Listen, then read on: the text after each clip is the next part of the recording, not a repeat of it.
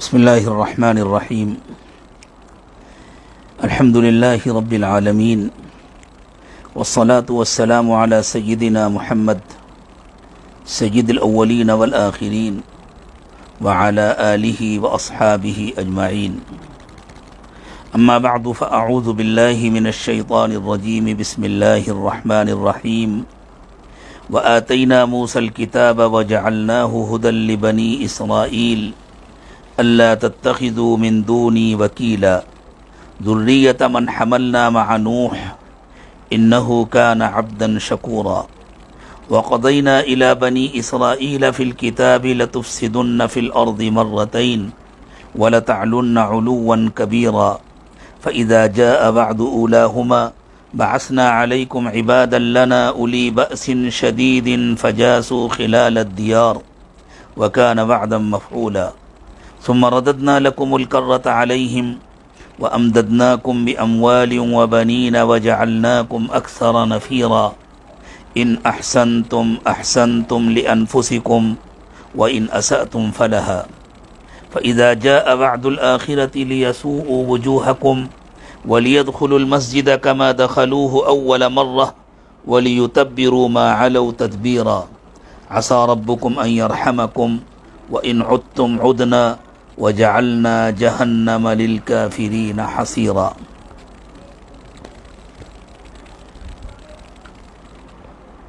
قال رسول الله صلى الله عليه وسلم: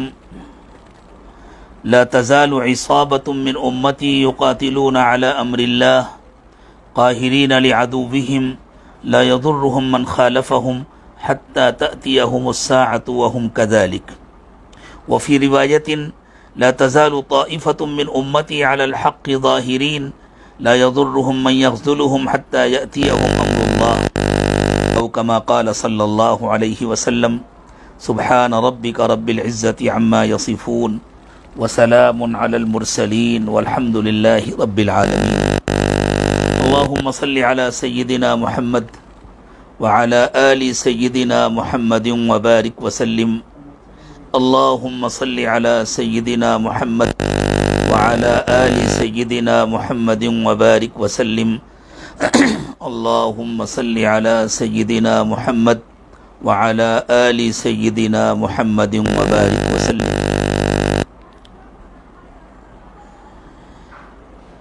بیت المقدس پر یہودیوں کا قبضہ اور ساری دنیا سے ہجرت کر کر کے اس علاقے میں آ کر یہودیوں کا آباد ہونا اور وہاں اپنی حکومت بنانا، یہ قیامت کی ایک بہت بڑی علامت ہے. آج کی ہماری گفتگو کا موضوع ہے القدس اور علامات قیامت. القدس اور بیت المقدس اس شہر کا نام ہے جس میں ہمارا پہلا قبلہ مسجد اقصی واقع ہے. مسجد اقصی کو سیدنا ابراہیم علیہ السلام نے مکہ مکرمہ میں کعبے کی تعمیر کے بعد تقریباً 40 سال کے بعد تعمیر فرمایا تھا. اس سرزمین کو قرآن پاک میں اللہ تعالیٰ نے بار بار مبارک سرزمین فرمایا ہے. ایک مرتبہ اس کو ارض مقدسہ بھی کہا گیا ہے. یہ مقدس سرزمین ہے اس لیے کہ یہاں بہت بڑی تعداد میں اس شہر میں اور اس کے قرب و جوار میں اور اس پورے علاقے میں، فلسطین کے پورے علاقے میں حضرات انبیاء کرام علیہم السلام دفن ہیں. اللہ تعالیٰ نے حضور اکرم صلی اللہ علیہ وسلم کو جب معراج کے لیے آسمانوں پر بلایا تو سب سے پہلے آپ کو مکہ مکرمہ سے مسجد اقصی پہنچایا. پھر آپ کا آسمانوں کا سفر مسجد اقصی سے شروع ہوا. واپسی بھی آپ کی آسمانوں سے مسجد اقصی میں ہوئی،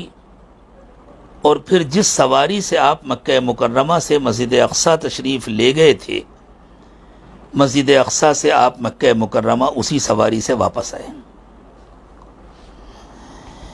مفسرین نے اس پر یہ نقطہ لکھا ہے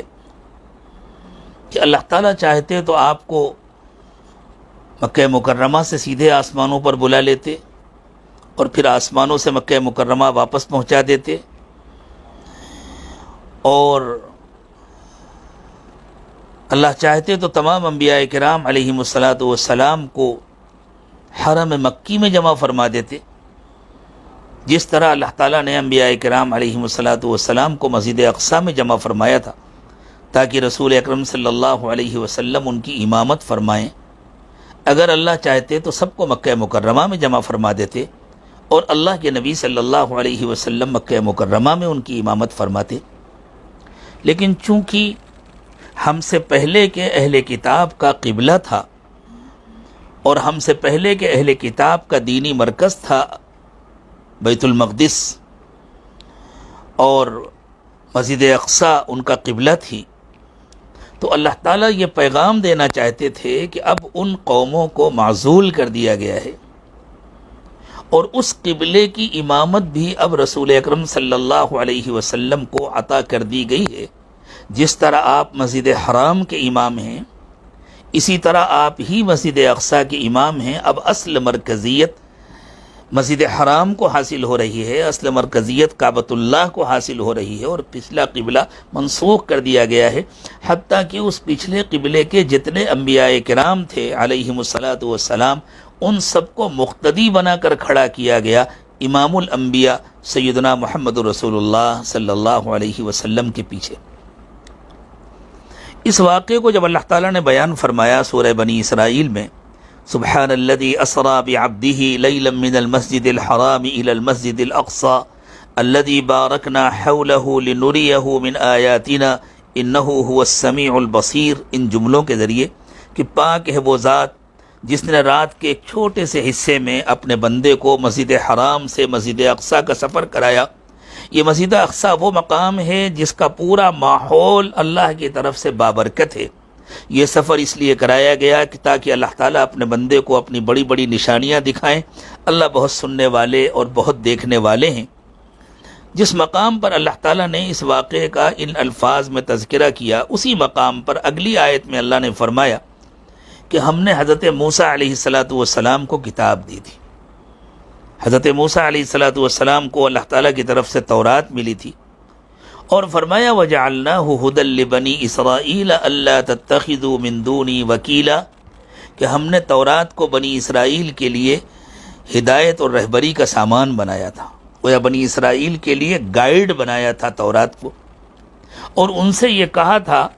کہ تم مجھے ہی اپنا کارساز سمجھنا، میرے سوا کسی اور کو اپنا کارساز نہ بنانا۔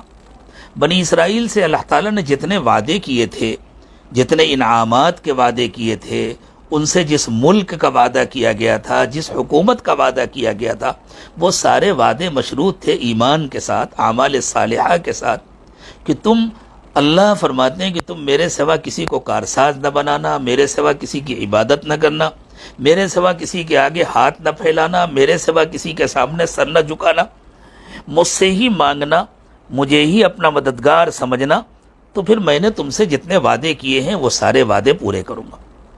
یہ کوئی خاندانی اور نسلی قسم کے وعدے نہیں تھے کہ چونکہ تم فلاں خاندان کے ہو اور فلاں نسل سے ہو اور فلاں نسب سے ہو اس لیے تم سے یہ وعدے کیے جا رہے ہیں، تم چاہے جتنے بگڑ جاؤ لیکن تم سے جو وعدے کیے گئے ہیں وہ پورے ہو کر کے رہیں گے۔ ان وعدوں کا تعلق ایمان اور اعمال صالحہ سے۔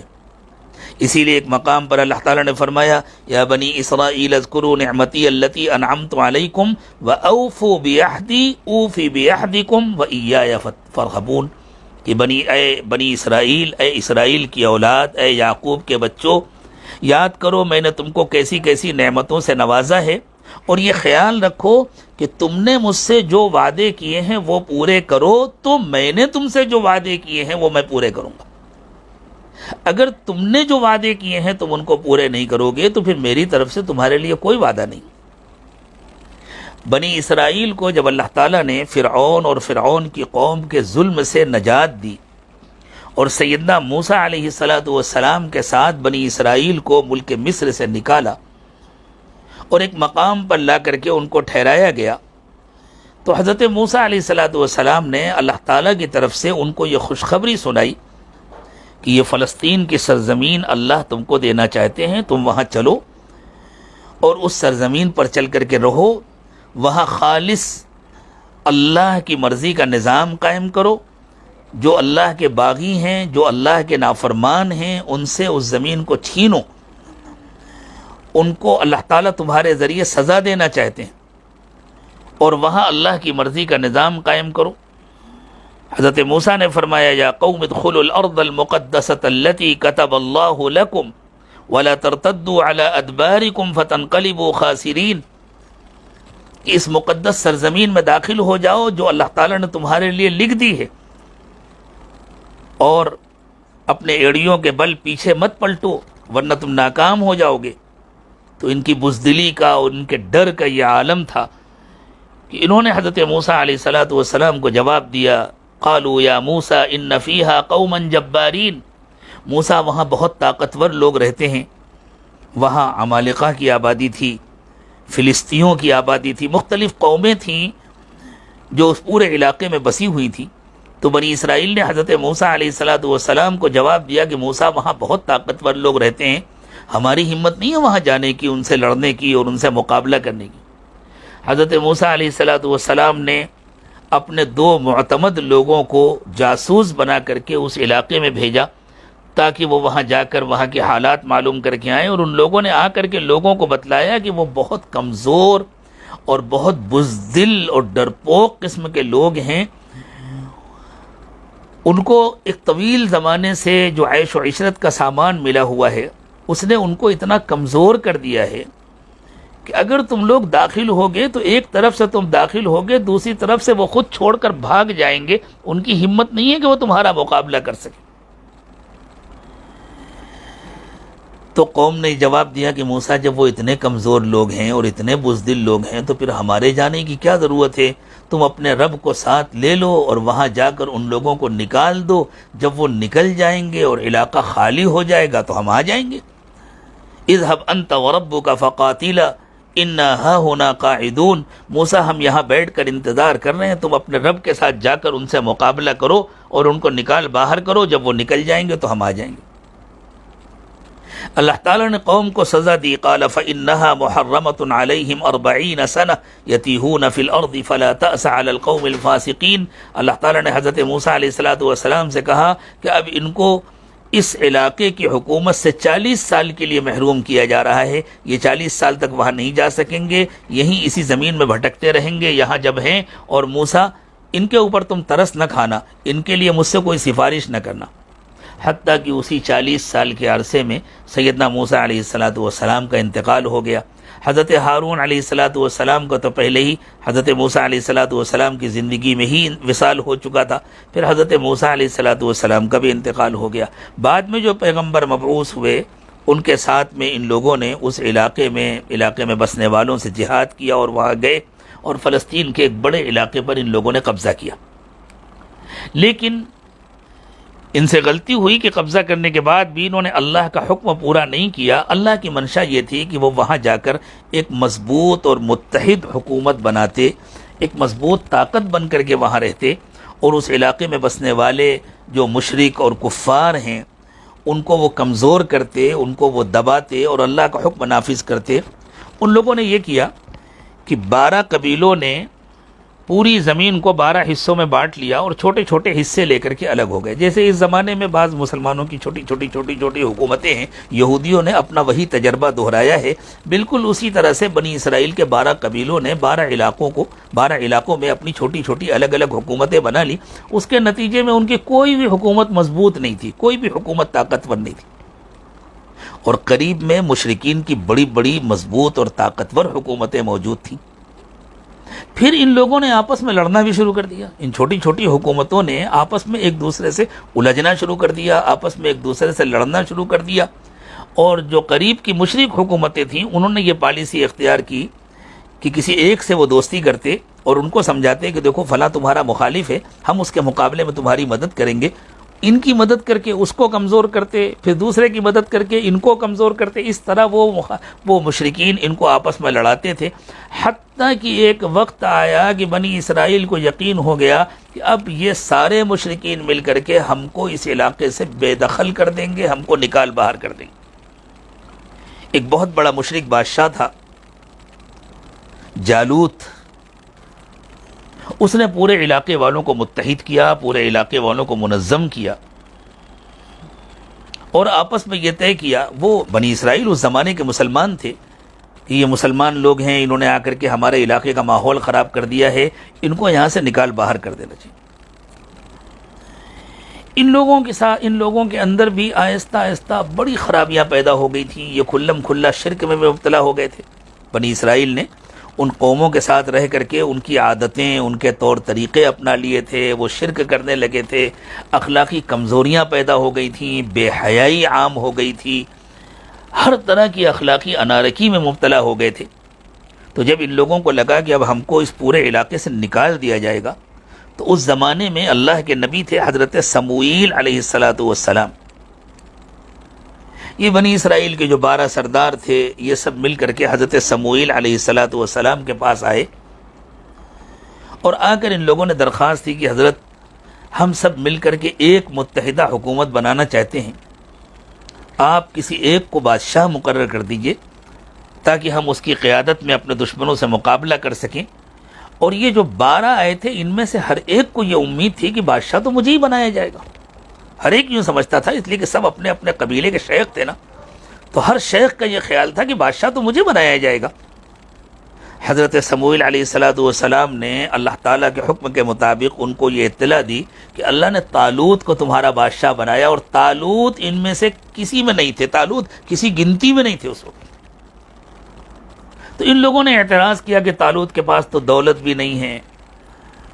اور طالوت کے پاس تو کوئی طاقت بھی نہیں ہے، طالوت کیسے بادشاہ ہو سکتا ہے؟ تو پیغمبر نے کہا کہ طالوت کو دولت کی ضرورت نہیں ہے، جب وہ بادشاہ بنیں گے تو تمہاری دولت ان کی دولت ہے۔ طالوت کو اللہ تعالیٰ نے علم و حکمت سے نوازا ہے، اور طالوت کو جسمانی طاقت اللہ نے عطا فرمائی ہے، اور بادشاہ کا مقابلہ کرنے کے لیے بادشاہ کو بھی طاقتور ہونا چاہیے، سامنے کا بادشاہ بہت طاقتور ہے تو طالوت بھی طاقتور ہیں، لیکن وہ اس پوزیشن میں نہیں تھے کہ اللہ کے نبی سے مزید الجھ سکیں اور اختلاف کر سکیں، اس لیے کہ سامنے سے تو فوجیں آنے والی تھی۔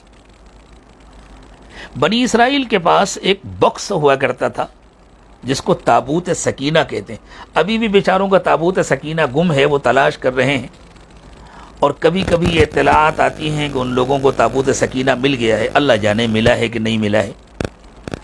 یہ ایک باکس تھا جس میں انبیاء کرام علیہم السلام کے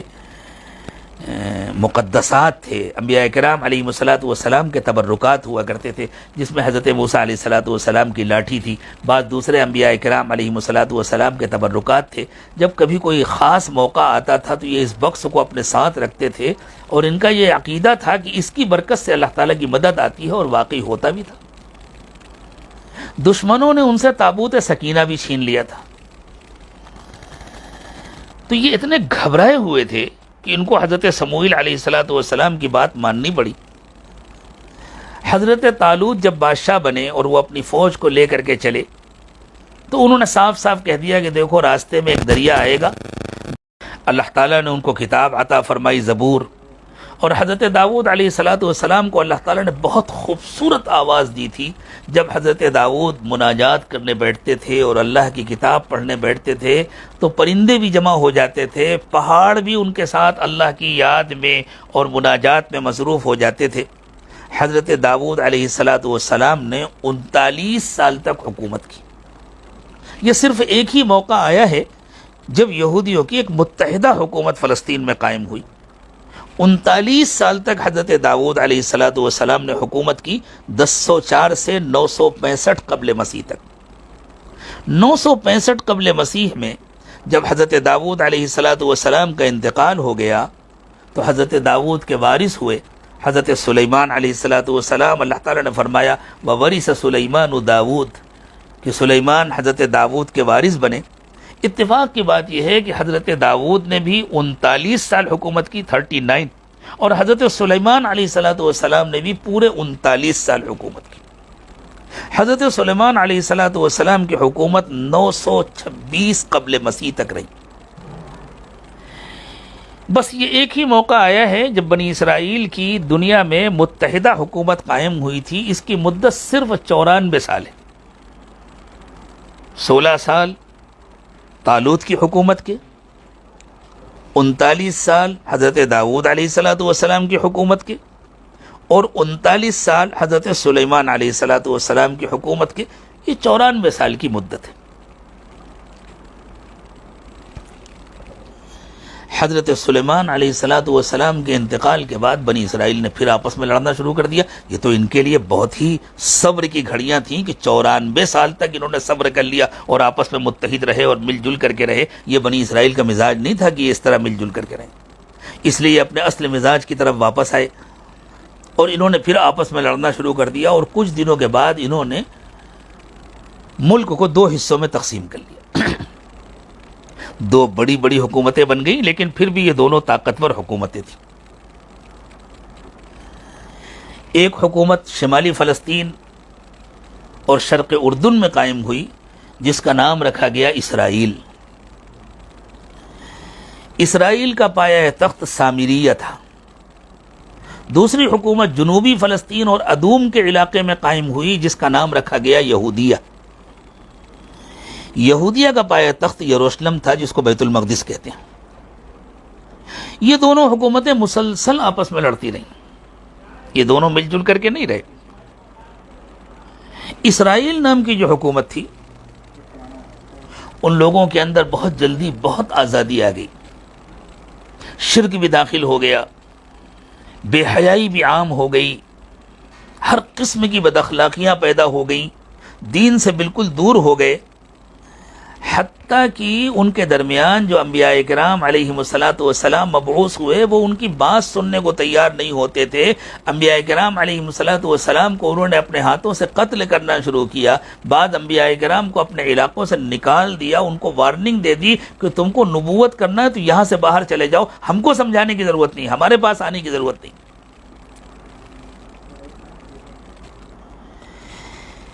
ان دونوں حکومتوں میں اسرائیل میں بگاڑ پہلے آیا اور زیادہ بگاڑ آیا تو اللہ کا عذاب بھی ان پر پہلے آیا. ان کے مقابلے میں یہودیہ میں بگاڑ ذرا آہستہ آہستہ آیا اور دیر میں آیا تو اللہ تعالیٰ نے ان کو کچھ مہلت بھی زیادہ دی. میں نے سورہ بنی اسرائیل کی جو آیات کریمہ پڑھی ان میں اللہ تعالیٰ نے بنی اسرائیل کو تنبیہ کرتے ہوئے فرمایا وَقَضَيْنَا إِلَى بَنِي إِسْرَائِيلَ فِي الْكِتَابِ لَتُفْسِدُنَّ فِي الْأَرْضِ مَرَّتَيْنِ. ہم نے اپنی کتاب میں بنی اسرائیل کے لیے یہ فیصلہ کر دیا تھا کہ تم زمین میں 2 مرتبہ بڑا فساد برپا کرو گے. وَلَتَعْلُنَّ عُلُوًّا كَبِيرًا، اور تم کو بہت ترقی بھی نصیب ہوگی، تم کو بہت طاقت بھی حاصل ہوگی. تو جب پہلی مرتبہ ان لوگوں نے فساد برپا کیا فَإِذَا جَاءَ بَعْدُ أُولَاهُمَا، جب پہلی مرتبہ ان میں بگاڑ آیا اور پہلی مرتبہ انہوں نے اللہ کی کھل کر کے نافرمانی کی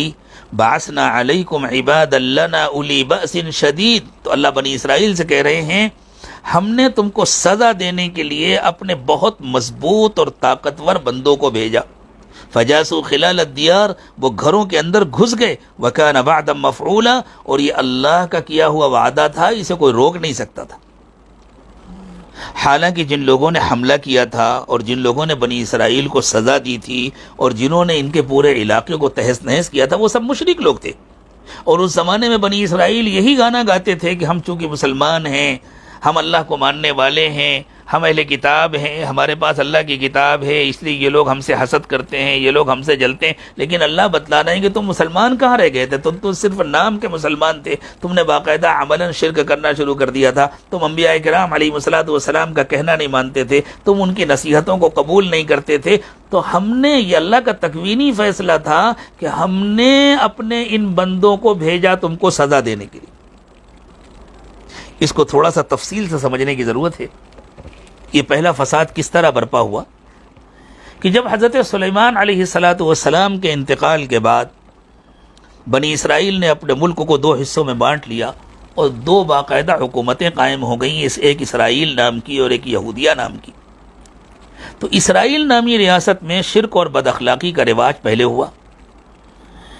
9ویں صدی قبل مسیح سے ان پر اشوری فاتحین نے حملے شروع کر دیا۔ یہ قریب کی مشرق قوم تھی،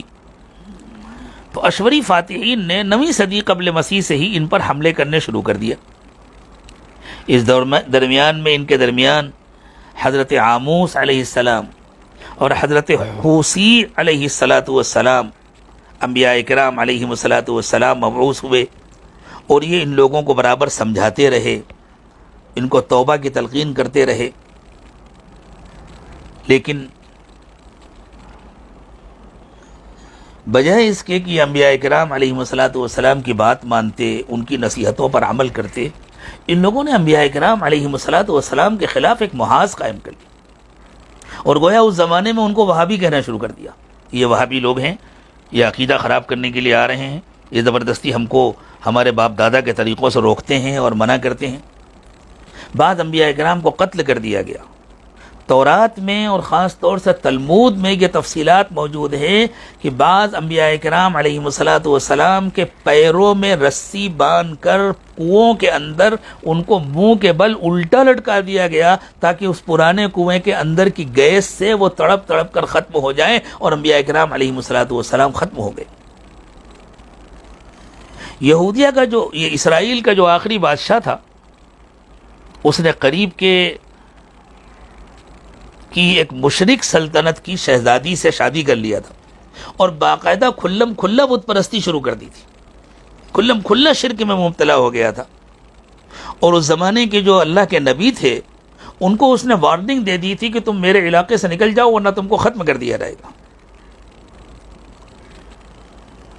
پھر اللہ تعالیٰ کا عذاب آیا، اور 721 قبل مسیح میں اشور کے نہایت ظالم بادشاہ سارگون نے سامریہ کو فتح کر لیا۔ سامریہ سلطنت اسرائیل کا ہیڈ کوارٹر تھا، اس کا بیت المقدس اس کا پایہ تخت تھا۔ تو سارگون نے سامریہ کو فتح کر لیا اور دولت اسرائیل کا خاتمہ کر دیا۔ ہزاروں اسرائیلی مارے گئے، 27,000 سے زیادہ با اثر اسرائیلیوں کو ملک سے نکال کر اشوری سلطنت کے مشرقی اضلاع میں تیتر بتر کر دیا گیا۔ یہ واقعہ حضرت سلیمان علیہ السلام کے انتقال کے 205 سال کے بعد پیش آیا، اور 205 سال کے بعد حضرت سلیمان کے انتقال کے 205 سال کے بعد یہ جو اسرائیل نامی حکومت ختم ہوئی، تو پھر یہ دوبارہ نہیں قائم ہو سکی۔ دوسری حکومت بچی یہودیہ۔ بنی اسرائیل کی دوسری ریاست جو یہودیہ کے نام سے قائم ہوئی، وہ بھی شرک اور بد اخلاقی میں مبتلا ہوئی، لیکن ان میں یہ خرابیاں ذرا دیر میں آئیں، تو ان کو مہلت بھی کچھ زیادہ ملی۔ یہ اشوری فاتحین جن لوگوں نے اسرائیل کو ختم کیا تھا، ان فاتحین نے اس پر بھی بار بار حملہ کیے، لیکن وہ اس کو ختم نہیں کر سکے، بلکہ اس کو باج گزار بنا لیا۔ باج گزار ایسی حکومت کو کہتے تھے جو کسی حکومت کی ماتحتی قبول کر لے اور اس کو ٹیکس دے کہ ہم سال میں اتنا آپ کو دے دیا کریں گے، لیکن حکومت ہماری رہے گی، ہم اپنے حساب سے اپنے قوانین چلائیں گے، اپنے حساب سے رہیں گے، بس آپ کو اتنا ٹیکس دے دیا کریں گے۔ جیسے ہمارے یہاں ہندوستان میں نواب ہوا کرتے تھے انگریزوں کے زمانے میں، کہ وہ انگریزوں کو ٹیکس دے دیتے تھے، باقی اندرونی طور پر آزاد ہوتے تھے اور اپنی حکومت کرتے تھے۔ اس درمیان ان کے درمیان حضرت یسعیاہ اور حضرت یرمیاہ علیہ السلام مسلسل اپنی کوششوں میں لگے رہے، اور ان لوگوں کو بت پرستی سے اور بد اخلاقی سے منع کرتے تھے، لیکن ان لوگوں نے حضرت یسعیاہ اور حضرت یرمیاہ علیہ السلام کی کوئی نصیحت نہیں سنی، ان کی بات نہیں مانی۔ تو 598 قبل مسیح میں بابل کے بادشاہ بخت نصر نے یروشلم سمیت پوری دولت یہودیہ کو مسخر کر لیا۔ اس نے باقاعدہ پوری دولت یہودیہ پر قبضہ کر لیا، اور وہاں اپنا گورنر مقرر کر دیا، وہاں حکومت ہونے لگی، اور یہودیہ کے بادشاہ کو اپنے پاس قیدی بنا کر کے رکھا، یہودیہ کے بادشاہ کو گرفتار کر لیا۔ اس طرح یہودیوں کی حکومت ختم ہو گئی، لیکن ان کی آبادی باقی تھی، ان کے شہر باقی تھے، ان کی آبادی باقی تھی، وہ اپنے گھروں میں رہ رہے تھے، ان کے بازار تھے، ان کی تجارت تھی، ان کی حکومت ختم ہو گئی تھی۔ حکومت بخت نصر کی تھی۔ اس دوران ان میں حضرت یرمیاء علیہ السلام موجود تھے. ان کی نصیحتوں کا اثر لینے کے بجائے بنی اسرائیل نے بخت نصر کے خلاف بغاوت کر دی، اور پھر بخت نصر نے 587 قبل مسیح میں یہودیہ کے تمام شہروں کی اینٹ سے اینٹ بجا دی، بالکل آبادیوں کو ختم کر دیا، مکانات کو گرا دیا، بیت المقدس کو پورے بیت المقدس کو ختم کر دیا، مسجد اقصیٰ کو گرا دیا. اس وقت وہ مسجد اقصیٰ کے نام سے نہیں تھا، وہ ہیکل سلیمانی کہا جاتا تھا. حضرت سلیمان علیہ السلام نے جو عبادت خانہ بنایا تھا اس کو گرا کر کے ختم کر دیا. اس کو بن کر کے 339 سال ہوئے تھے، اور یہودیوں کی بہت بڑی تعداد کو ان کے علاقوں سے نکال کر پورے ملک میں تیتر بتر کر دیا. اس طرح حضرت سلیمان علیہ السلام کے انتقال کے 339 سال کے بعد بنی اسرائیل مکمل غلام بن چکے تھے، اور ان کی اپنی کوئی حکومت باقی نہیں تھی. حتیٰ کہ حکومت تو دور کی بات ہے، ان کی کسی ایک جگہ پر باقاعدہ آبادی بھی نہیں تھی کہ کسی ایک علاقے میں آباد رہ گئے ہوں. ان حکمرانوں نے، ان فاتحین نے اپنے اپنے علاقوں میں لے جا کر کے ان کو تیتر بتر کر دیا تھا. یہ بنی اسرائیل کے اسیری کے سال کہے جاتے ہیں. تقریباً 150 سال ایسے گزرے، 100 سال تو پورے گزرے ہیں، لگ بھگ 150 سال گزرے. جس زمانے میں بیت المقدس کو بالکل تہس نہس کر دیا تھا اور ان کے خاندانوں کو لے جا کر کے بکھیر دیا تھا، منتشر کر دیا تھا اپنے ملک کے مختلف علاقوں میں، مختلف ضلعوں میں، کچھ لوگوں کو یہاں رکھا، کچھ لوگوں کو یہاں رکھا. ان فاتحین نے اس کا خیال رکھا تھا کہ یہ لوگ ایک جگہ پر نہ رہنے پائیں تاکہ کبھی مل کر کے کوئی بغاوت نہ کر سکیں، کوئی ان میں جمعیت نہ قائم. اسی زمانے میں ان میں پیدا ہوئے حضرت عزیر علیہ السلام. ایک مرتبہ حضرت عزیر علیہ السلام سفر کرتے ہوئے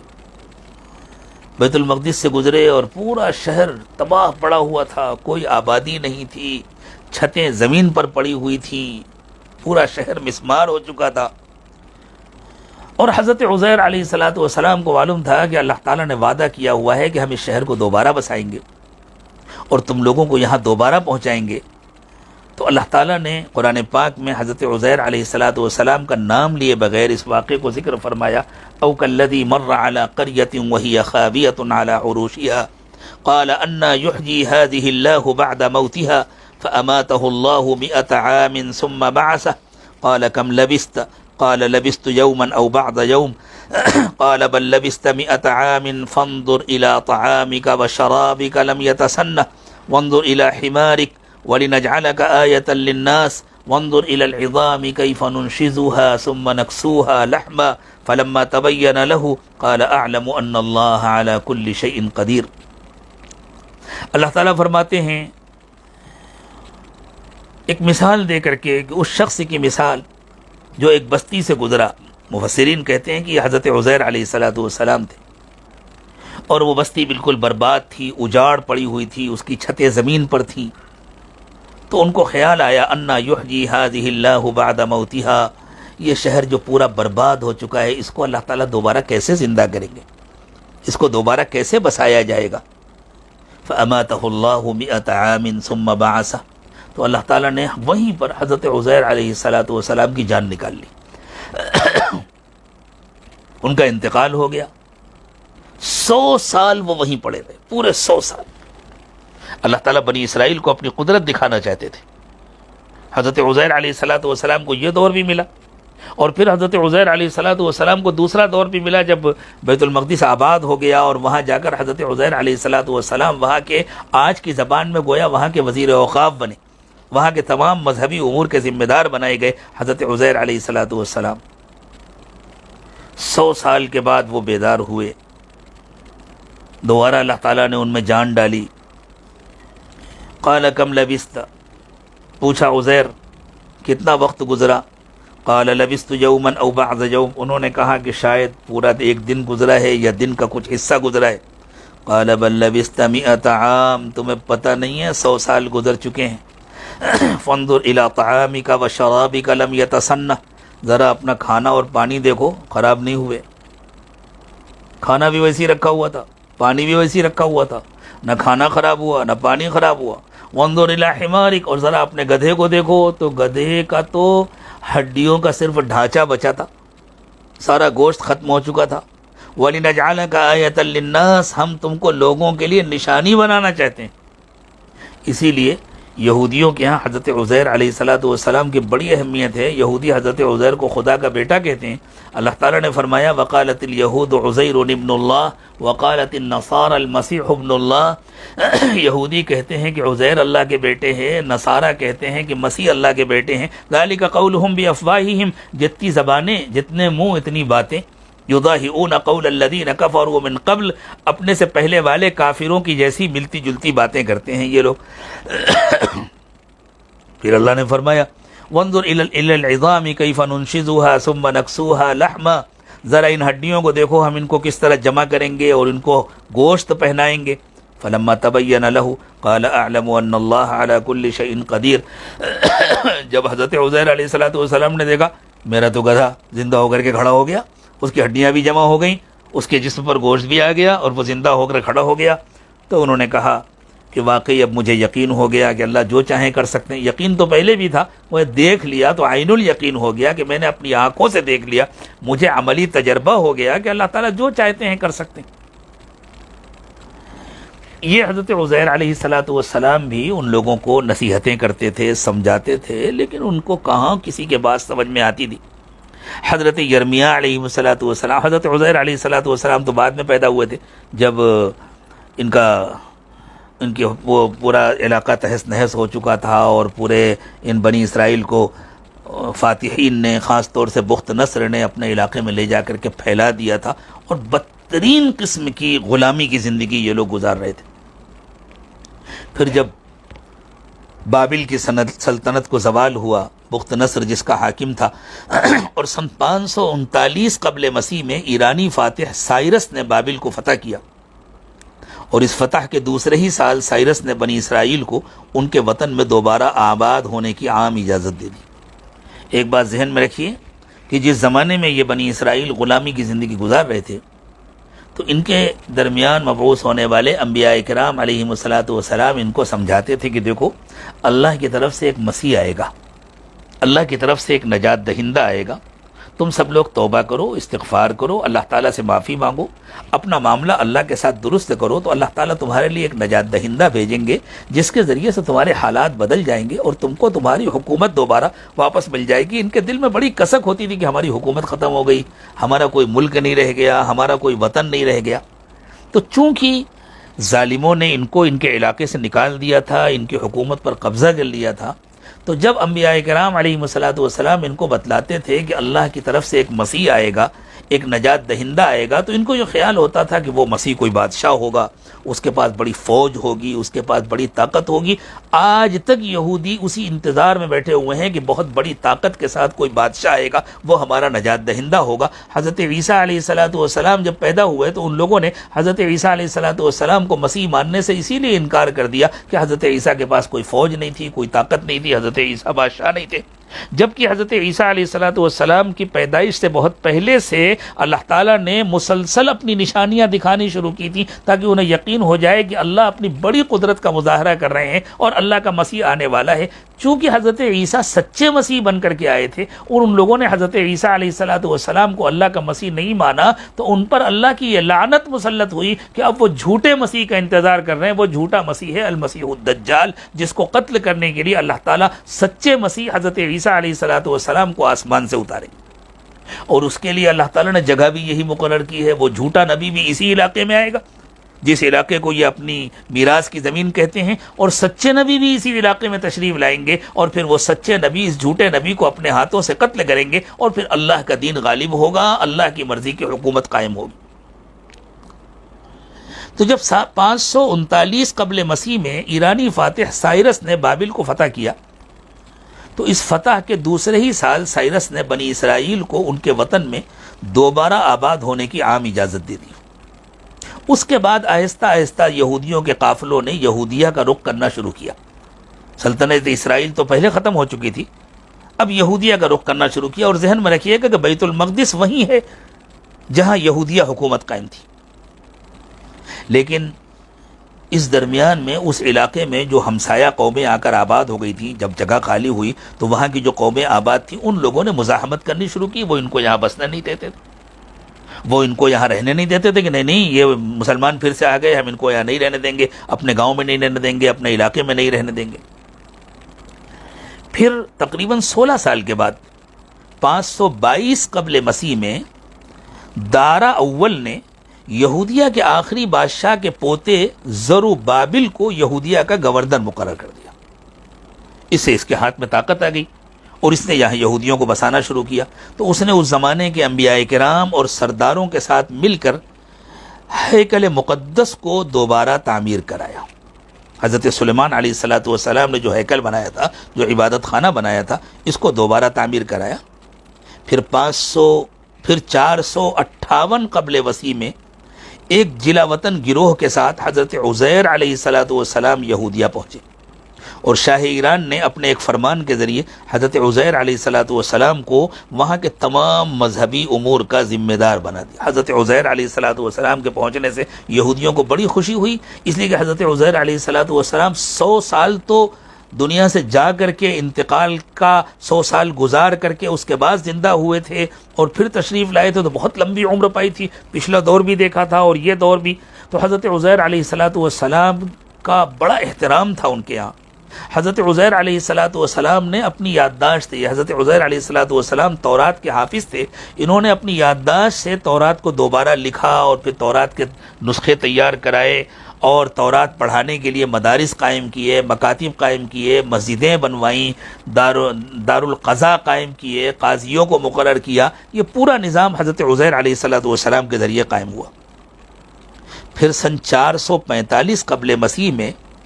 لخمیہ کے زیر قیادت ایک اور جلا وطن گروہ یہودیہ پہنچا اور شاہ ایران نے لخمیہ کو یروشلم کا حاکم مقرر کر کے اس کی شہر پناہ تعمیر کرنے کی اجازت دی. شہر پناہ اس دیوار کو کہتے ہیں جو کسی شہر کے چاروں طرف بنا لی جاتی تھی اور شہر قلعہ نما ہو جاتا تھا تاکہ وہ محفوظ ہو جائے. اس طرح بیت المقدس دوبارہ آباد ہوا. یہ 150 سال کے بعد بیت المقدس دوبارہ آباد ہوا اور پھر اللہ تعالیٰ نے ان لوگوں کو کافی مواقع دیے. پھر سے یہاں ان کی حکومت قائم ہو گئی اور وہ مواقع کس طرح ملے؟ مورخین لکھتے ہیں کہ ایرانی سلطنت کے زوال کے بعد اور سکندر اعظم کی فتوحات اور پھر یونانیوں کے عروج سے یہودیوں کو سخت دھکا لگا. چونکہ ایرانی حکومت نے اور سکندر اعظم نے ان لوگوں کو کافی سہولتیں دی تھیں اور ان کا علاقہ آباد کرا دیا تھا، ان کو دوبارہ بسنے کا موقع دیا تھا. پھر جب یونانیوں کا زمانہ آیا تو ان لوگوں نے پھر سے ان پر ظلم کرنا شروع کیا، پھر ان پر قبضہ کیا. سکندر کے انتقال کے بعد، جو سکندر اعظم تھا، اس کے انتقال کے بعد اس کی حکومت 3 حصوں میں بٹ گئی. سکندر کے جانشینوں نے 198 قبل مسیح میں فلسطین پر قبضہ کر لیا. 175 قبل مسیح میں جب انٹوکس چہارم کا ظلم حد سے بڑھا، یہ جو اس بادشاہ تھا، سکندر کا جانشین تھا اور یونانی بادشاہ تھا، اس نے یہودی مذہب پر پابندی لگا دی، ختنے پر پابندی لگا دی اور یہ حکم جاری کر دیا کہ جس کے گھر میں تورات کا نسخہ پایا جائے گا اس کو قتل کر دیا جائے گا.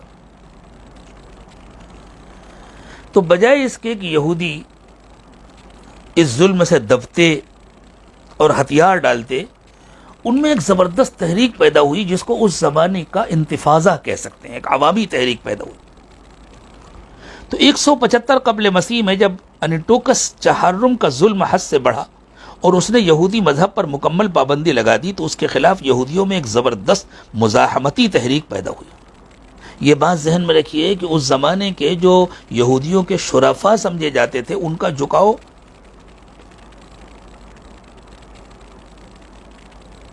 انہی یونانیوں کی طرف تھا. انہوں نے یونانی تہذیب اپنا لی تھی،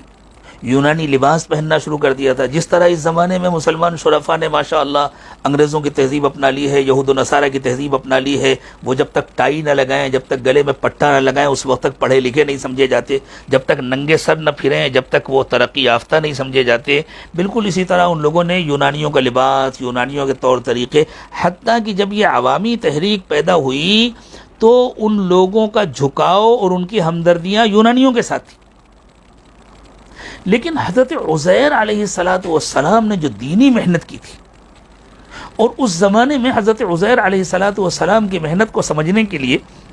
میں یہ تشبیہ اس لیے دے رہا ہوں کہ اللہ کے رسول صلی اللہ علیہ وسلم نے اپنی امت کے علماء کے بارے میں ارشاد فرمایا، علماء امتی کا انبیاء بنی اسرائیل، کہ میری امت کے علماء ایسے ہی ہیں جیسے بنی اسرائیل کے انبیاء. جس طرح بنی اسرائیل میں انبیاء کرام نے خدمات انجام دی، محنت کی، اسی طرح میری امت میں میرے علماء محنت کریں گے. تو عوام کا جو دینی مزاج بنا تھا حضرت عزیر علیہ السلام کی محنت کے ذریعے، اس کو یوں سمجھے جیسے اس زمانے میں علماء کی محنت، تبلیغی جماعت کی محنت، مختلف دینی تنظیموں اور دینی تحریکوں کی محنتوں سے جو ایک عوامی مزاج اللہ تعالیٰ نے بنایا، اللہ کرے کہ اس میں اور ترقی ہو اور پختگی آئے. تو عوام اس تحریک کے ساتھ ہو گئے. تاریخ میں اس تحریک کو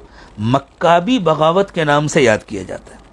یہ تحریک اتنی زبردست تھی اور اتنی طاقتور بن کے اٹھی، اگرچہ یہ لوگ ظاہری طاقت سے تہی دست تھے،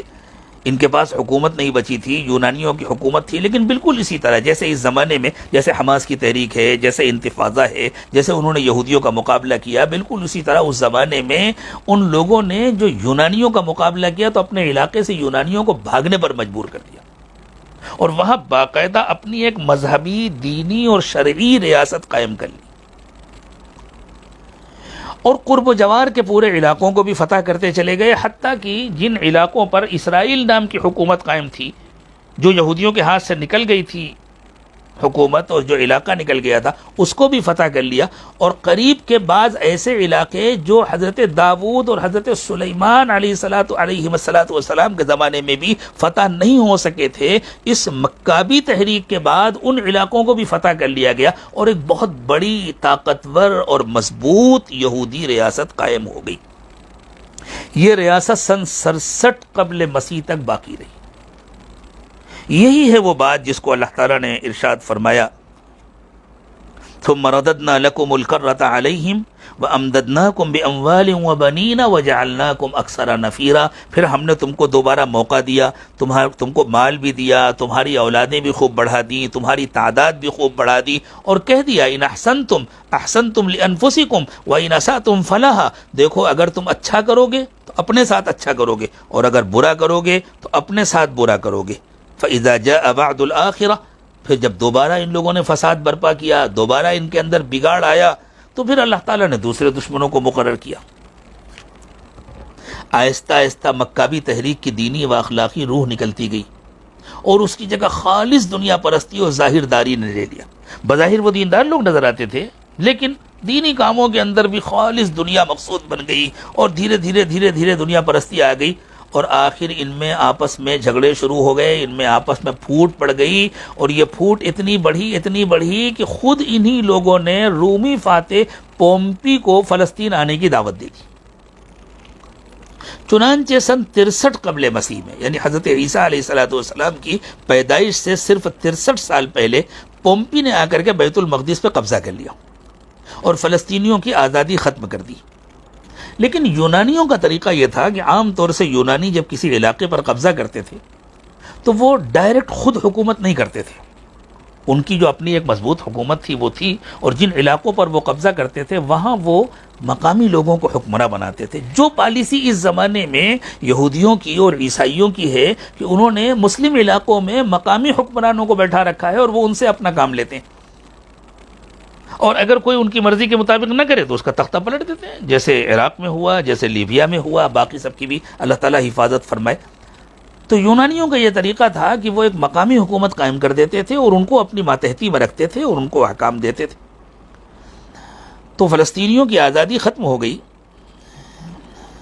لیکن براہ راست حکومت کرنے کے بجائے اس نے اپنی سرپرستی میں ایک مقامی حکومت بنا دی. یہ سن 63 قبل مسیح میں ہوا. پھر سن 40 قبل مسیح میں ایک بہت ہوشیار اور بہت ہی عیار و مکار قسم کا یہودی حاکم تھا، ہیرود،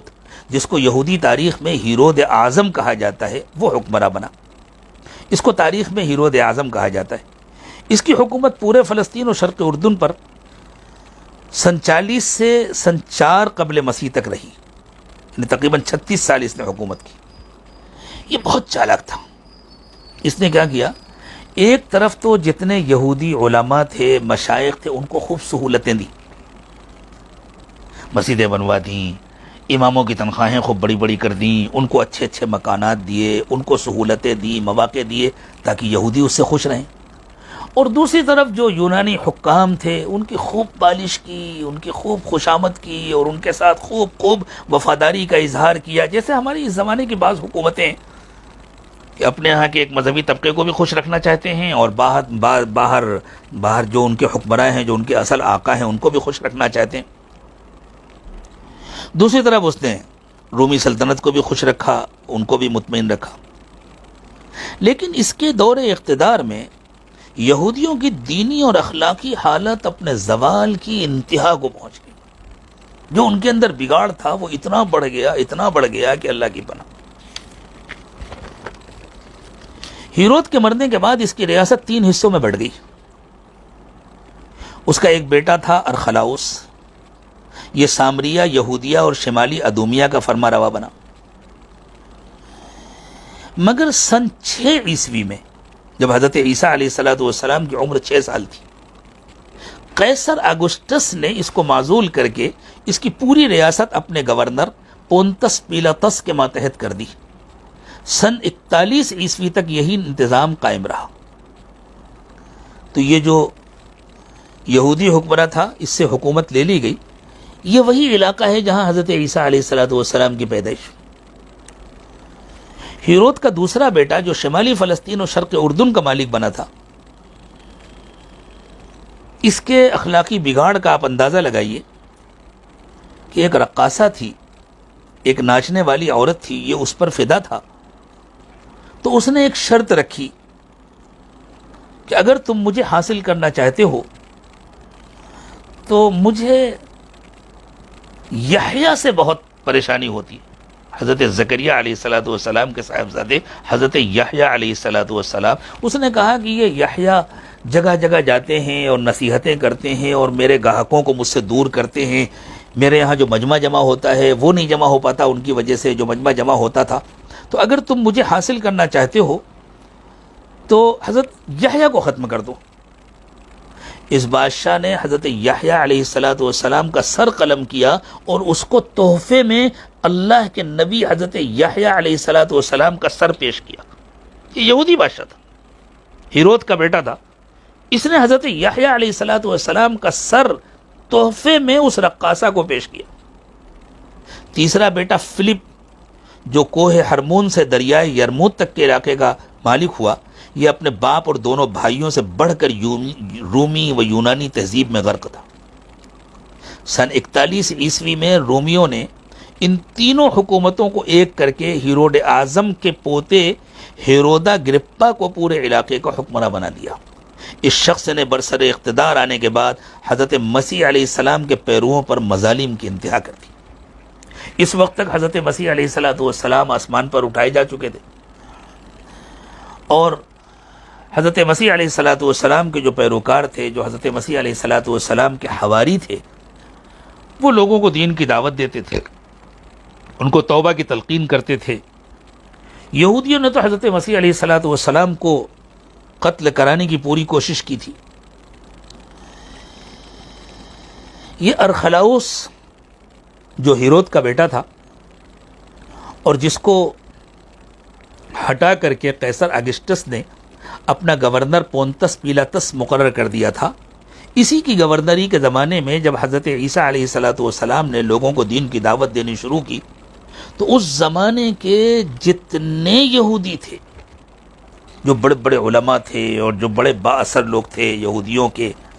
جو بڑے سردار تھے، ان سب نے حضرت عیسیٰ علیہ السلام کی مخالفت کی، اس لیے کہ وہ اس بات کو ماننے کے لیے تیار نہیں تھے۔ یہ کیسے مسیح ہو سکتے ہیں، ان کے پاس طاقت نہیں ہے۔ ان کے پاس اقتدار نہیں ہے تو یہ کیسے مسیح ہو سکتے ہیں؟ اور نعوذ باللہ ان پر تو انہوں نے الزام لگایا تھا کہ یہ بغیر باپ کے پیدا ہوئے، تو پتہ نہیں ان کا کون باپ ہے، حضرت مریم کا کس سے تعلق تھا، نعوذ باللہ۔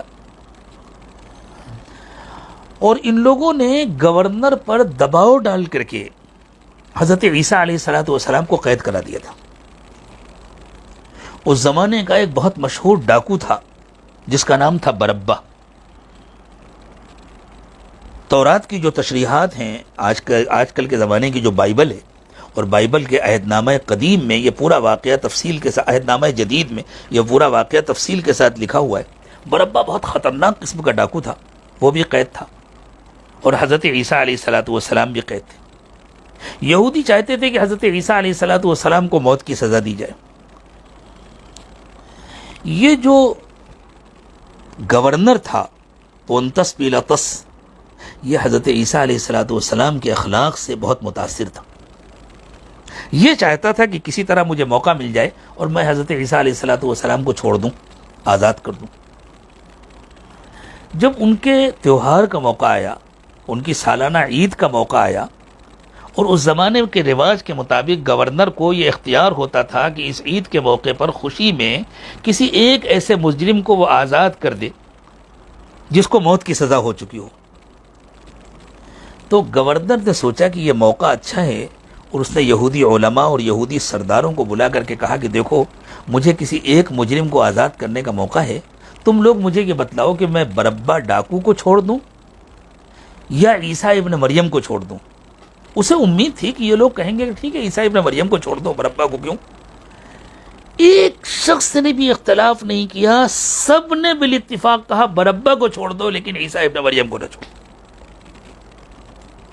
یہ اس قوم کی بدبختی اور نالائقی کی انتہا تھی۔ اس سے زیادہ پھر اللہ تعالیٰ کی غیرت گوارا نہیں کر سکتی تھی۔ اس کے بعد جو دوسرا انقلاب آیا ہے اور یہ قوم وہاں سے اجاڑی گئی ہے، تو جب تک انگریزوں کے ذریعے سے اسرائیل کی حکومت نہیں قائم ہوئی، اس وقت تک یہودیوں کو دنیا کے کسی علاقے میں بھی اپنی حکومت بنانے کا موقع اللہ نے نہیں دیا تھا، اور اس علاقے میں تو بسنے کا موقع ہی نہیں دیا گیا تھا۔ کبھی اس علاقے میں بسنے کا اس سے پہلے اللہ تعالیٰ نے موقع نہیں دیا تھا۔ یہ تو آخری موقع ہے جس میں ان کو جمع کیا گیا ہے تاکہ یہ دجال کا انتظار کریں اور پھر اللہ کی طرف سے ان کو سزا دی جائے۔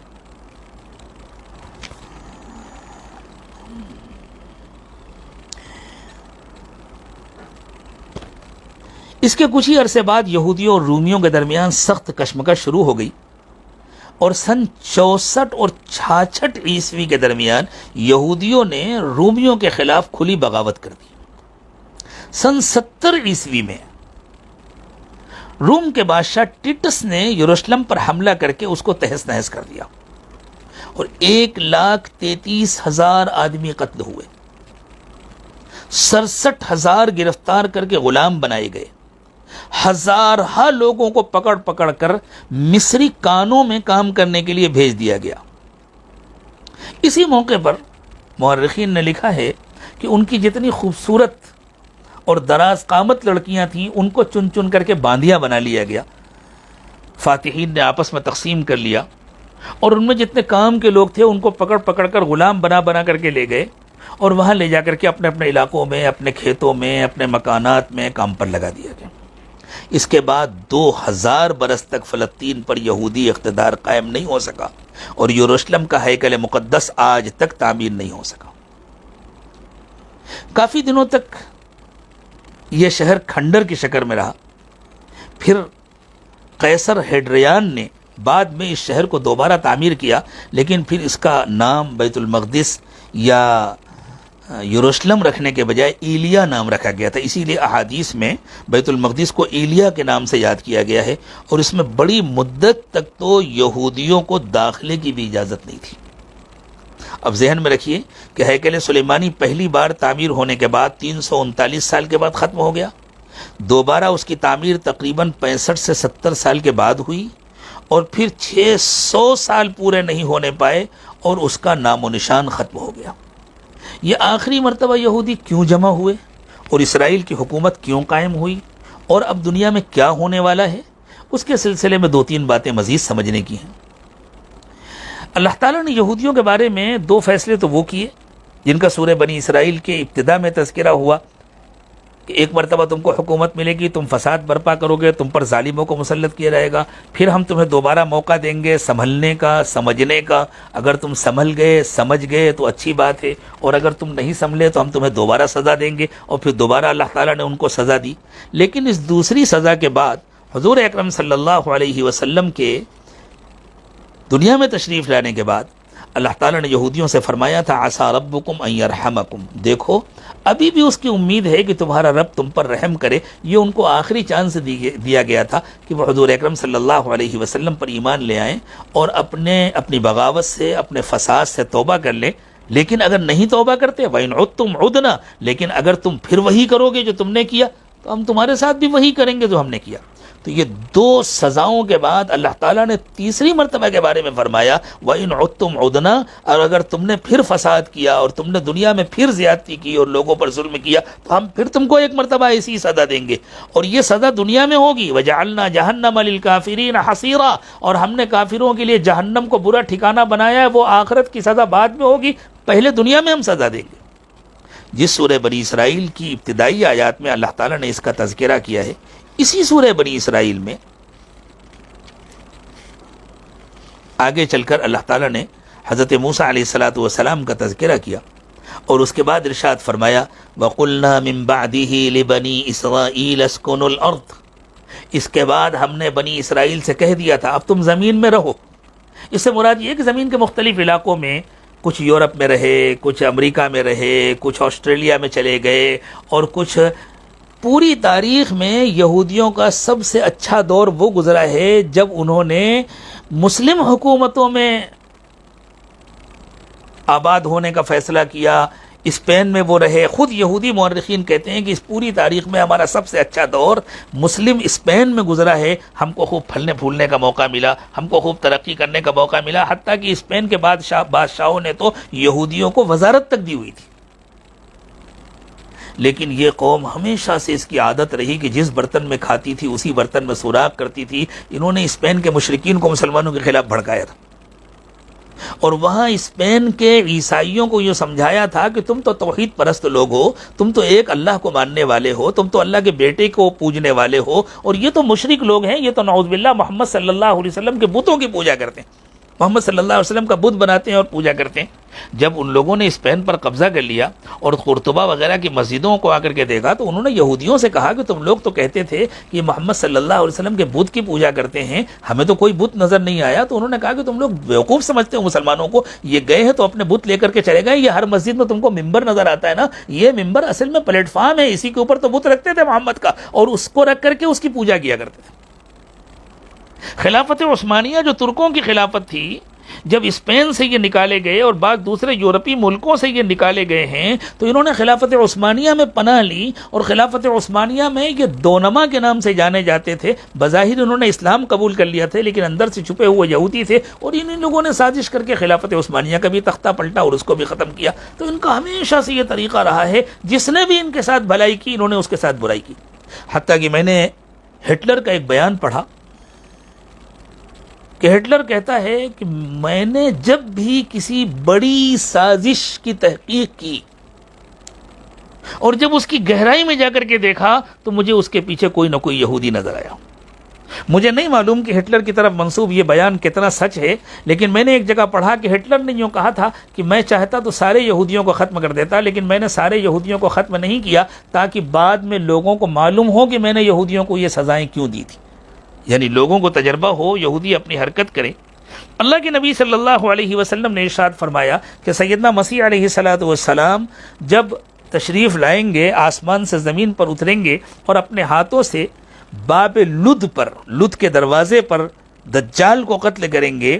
تو اس وقت یہودی چھپے چھپے پھر رہے ہوں گے، کسی دیوار کے پیچھے چھپیں گے، کسی پتھر کے پیچھے چھپیں گے، کسی درخت کے پیچھے چھپیں گے، تو وہ دیوار، وہ پتھر، وہ درخت آواز دے کر کہے گا کہ اے اللہ کے بندے یہاں یہودی چھپا ہوا ہے، آ کر کے اس کا کام تمام کر دے۔ یہ اس بات کی علامت ہے کہ یہودیوں کے ظلم سے، ان کی سازشوں سے، ان کی مکاریوں سے انسان تو انسان، درخت، پتھر اور دیواریں بھی گویا پناہ مانگنے لگیں گی، عاجز آ جائیں گی، اور سب کو یہ یقین ہوگا کہ جب تک اس جرثومے کا خاتمہ نہیں ہوگا اس وقت تک دنیا میں امن قائم نہیں ہو سکتا، اس وقت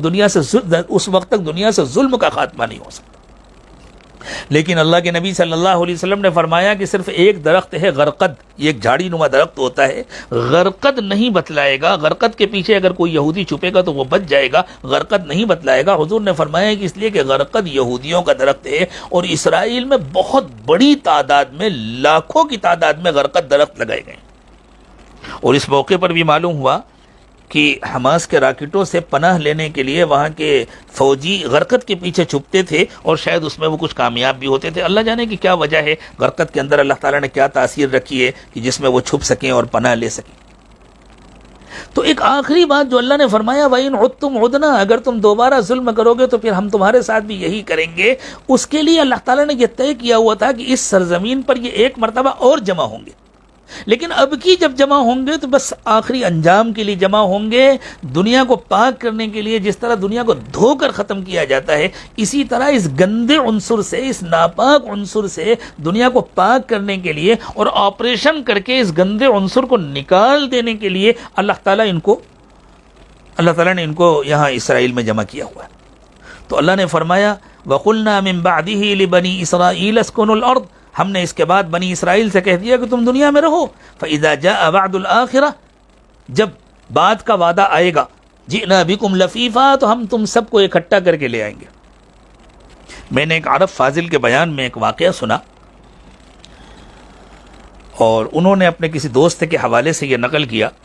کہ 1948 میں جب اسرائیل کے قیام کا اعلان ہوا، اور عراق میں ایک یہودی عورت تھی جس کی کوئی دکان تھی کسی چیز کی، جیسے بقالہ وغیرہ ہوتے، ایسی کوئی دکان تھی، بوڑھی عورت تھی۔ تو کوئی شخص گیا وہاں تو دیکھا کہ وہ بیٹھ کر کے رو رہی ہے، اور عراق میں بھی بہت بڑی تعداد میں یہودی آباد تھے، عراق میں تھے، یمن میں تھے، اردن میں تھے، دوسرے علاقوں میں تھے۔ تو سارے یہودی خوشیاں منا رہے تھے۔ اس شخص نے کہا اس عورت سے کہ آج تو یہودیوں کی خوشی کا دن ہے، سارے یہودی خوشی منا رہے ہیں، یہودیوں کی حکومت بن گئی ہے فلسطین میں، اور تم رو رہی ہو۔ تو اس نے کہا کہ تمہیں نہیں معلوم ہے، اب یہودی فلسطین میں جمع ہوں گے ختم ہونے کے لیے، اب ان کو ساری دنیا سے لایا جائے گا ختم کرنے کے لیے، اور یہ حکومت 66 سال باقی رہے گی۔ ہمیں نہیں معلوم کہ اس نے کس بنیاد پر 66 سال کہا، اس کو تورات کی کوئی روایت معلوم ہو یا کسی نبی کی کوئی پیشن گوئی معلوم ہو، لیکن اللہ کے نبی صلی اللہ علیہ وسلم نے تو یہ بات بتلائی ہے کہ یہاں جمع ہوں گے، ان کی حکومت قائم ہوگی، اور دجال آئے گا، اور پھر دجال کے ساتھ مقابلہ ہوگا، اور حضرت عیسیٰ علیہ السلام تشریف لائیں گے، اور حضرت عیسیٰ علیہ السلام اپنے ہاتھ سے ختم کریں گے، اور پھر پورے یہودی عنصر کا خاتمہ ہوگا۔ میں اس موقع پر آپ کو امام ابن تیمیہ رحمۃ اللہ علیہ کی بیت المقدس سے متعلق ایک عبارت سناتا ہوں۔ انہوں نے اپنے فتاویٰ میں ارشاد فرمایا، کہتے ہیں دل الکتاب والسنہ وما روی عن الانبیاء علیہم الصلاۃ والسلام مع ما علم بالحس والعقل ان الخلق والامر ابتدأ من مکۃ ام القرى فهي ام الخلق وفيها ابتدأت الرسالة المحمدية التي طبق نورها الأرض وهي التي جعلها الله قياما للناس إليها يصلون ويحجون ويقوم بها ما شاء الله من مصالح دينهم ودنياهم فكان الإسلام في الزمان الأول ظهوره بالحجاز أعظم ودلت الدلائل المذكورة أن ملك النبوة بالشام والحشر إليها فإلى بيت المقدس وما حوله يعود الخلق والأمر وهناك يحشر الخلق والإسلام في آخر الزمان أظهر بالشام۔ یوں کہتے ہیں کہ کتاب و سنت سے اور حضرات انبیاء کرام علیہم الصلاۃ والسلام سے جو باتیں نقل کی گئی ہیں، یعنی پچھلے انبیاء کرام بھی، بنی اسرائیل کے انبیاء کرام علیہم الصلاۃ والسلام نے جو فرمایا، اور حس اور عقل سے، یعنی مشاہدے اور عقل سے بھی یہ بات معلوم ہوتی ہے کہ خلق اور امر کی ابتدا مکہ مکرمہ سے ہوئی۔ یعنی جب اللہ تعالیٰ نے زمین کو پیدا کرنا شروع کیا تو پیدائش کی ابتدا مکہ مکرمہ سے ہوئی، اور اللہ تعالیٰ نے جو احکام دیے کہ دنیا کب تک رہے گی، کتنے دن تک رہے گی، کب ختم ہوگی، تو اس کی ابتدا مکہ مکرمہ سے ہوئی، اور اس کی انتہا بیت المقدس پر ہوئی۔ اللہ تعالیٰ نے جب زمین کو بنانا شروع کیا تو پیدائش کی ابتدا مکہ مکرمہ سے ہوئی، اور پیدائش کی انتہا، اس کو بنانے کی تخلیق کی انتہا بیت المقدس پر ہوئی، اور امر کی بھی ابتدا مکہ مکرمہ سے ہے، یعنی دین مکہ مکرمہ سے شروع ہوا، اور دین کے شوکت کی تکمیل ہوگی، دین کی عظمت کی، اور پوری دنیا میں اس کا غلبہ قائم ہوگا مسجد اقصی سے۔ اس لیے مکہ مکرمہ ام الخلق ہے، اسی لیے اس کو ام القریٰ کہتے ہیں۔ یہی حضرت محمد صلی اللہ علیہ وسلم کی نبوت اور رسالت کی ابتدا ہوئی، جس کے نور نے پوری زمین کو ڈھانک لیا، جس سے پوری دنیا روشن ہوئی۔ اسی کو اللہ تعالیٰ نے انسانوں کے قیام کا ذریعہ بنایا، اسی کی طرف لوگ منہ کر کے نماز پڑھتے ہیں، یہیں جا کر حج کرتے ہیں، اور اس سے اللہ تعالیٰ نے جتنے چاہے ہیں لوگوں کے دین اور دنیا کی مصلحتیں جوڑ رکھی ہیں۔ پہلے زمانے میں اسلام کا ظہور اول حجاز سے ہوا۔ پھر کہتے ہیں کہ دلائل مذکورہ سے یہ بات معلوم ہوتی ہے کہ حضور اکرم صلی اللہ علیہ وسلم کے ذریعے جو حکومت قائم ہوگی اس کی تکمیل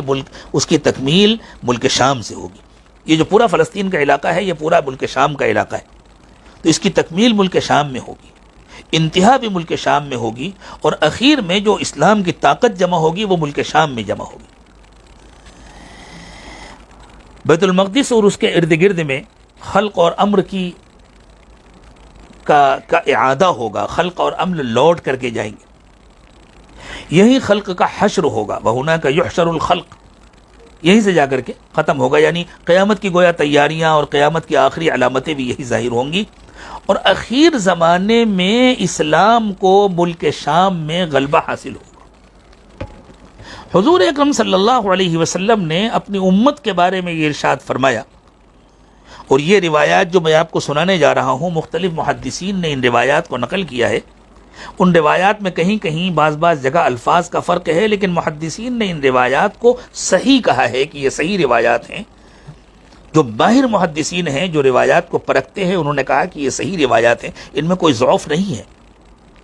نبی اکرم صلی اللہ علیہ وسلم نے ارشاد فرمایا، لا تزال عصابۃ من امتی یقاتلون علی امر اللہ، میری امت کی ایک جماعت ہمیشہ اللہ کے دین کے لیے جنگ کرتی رہے گی۔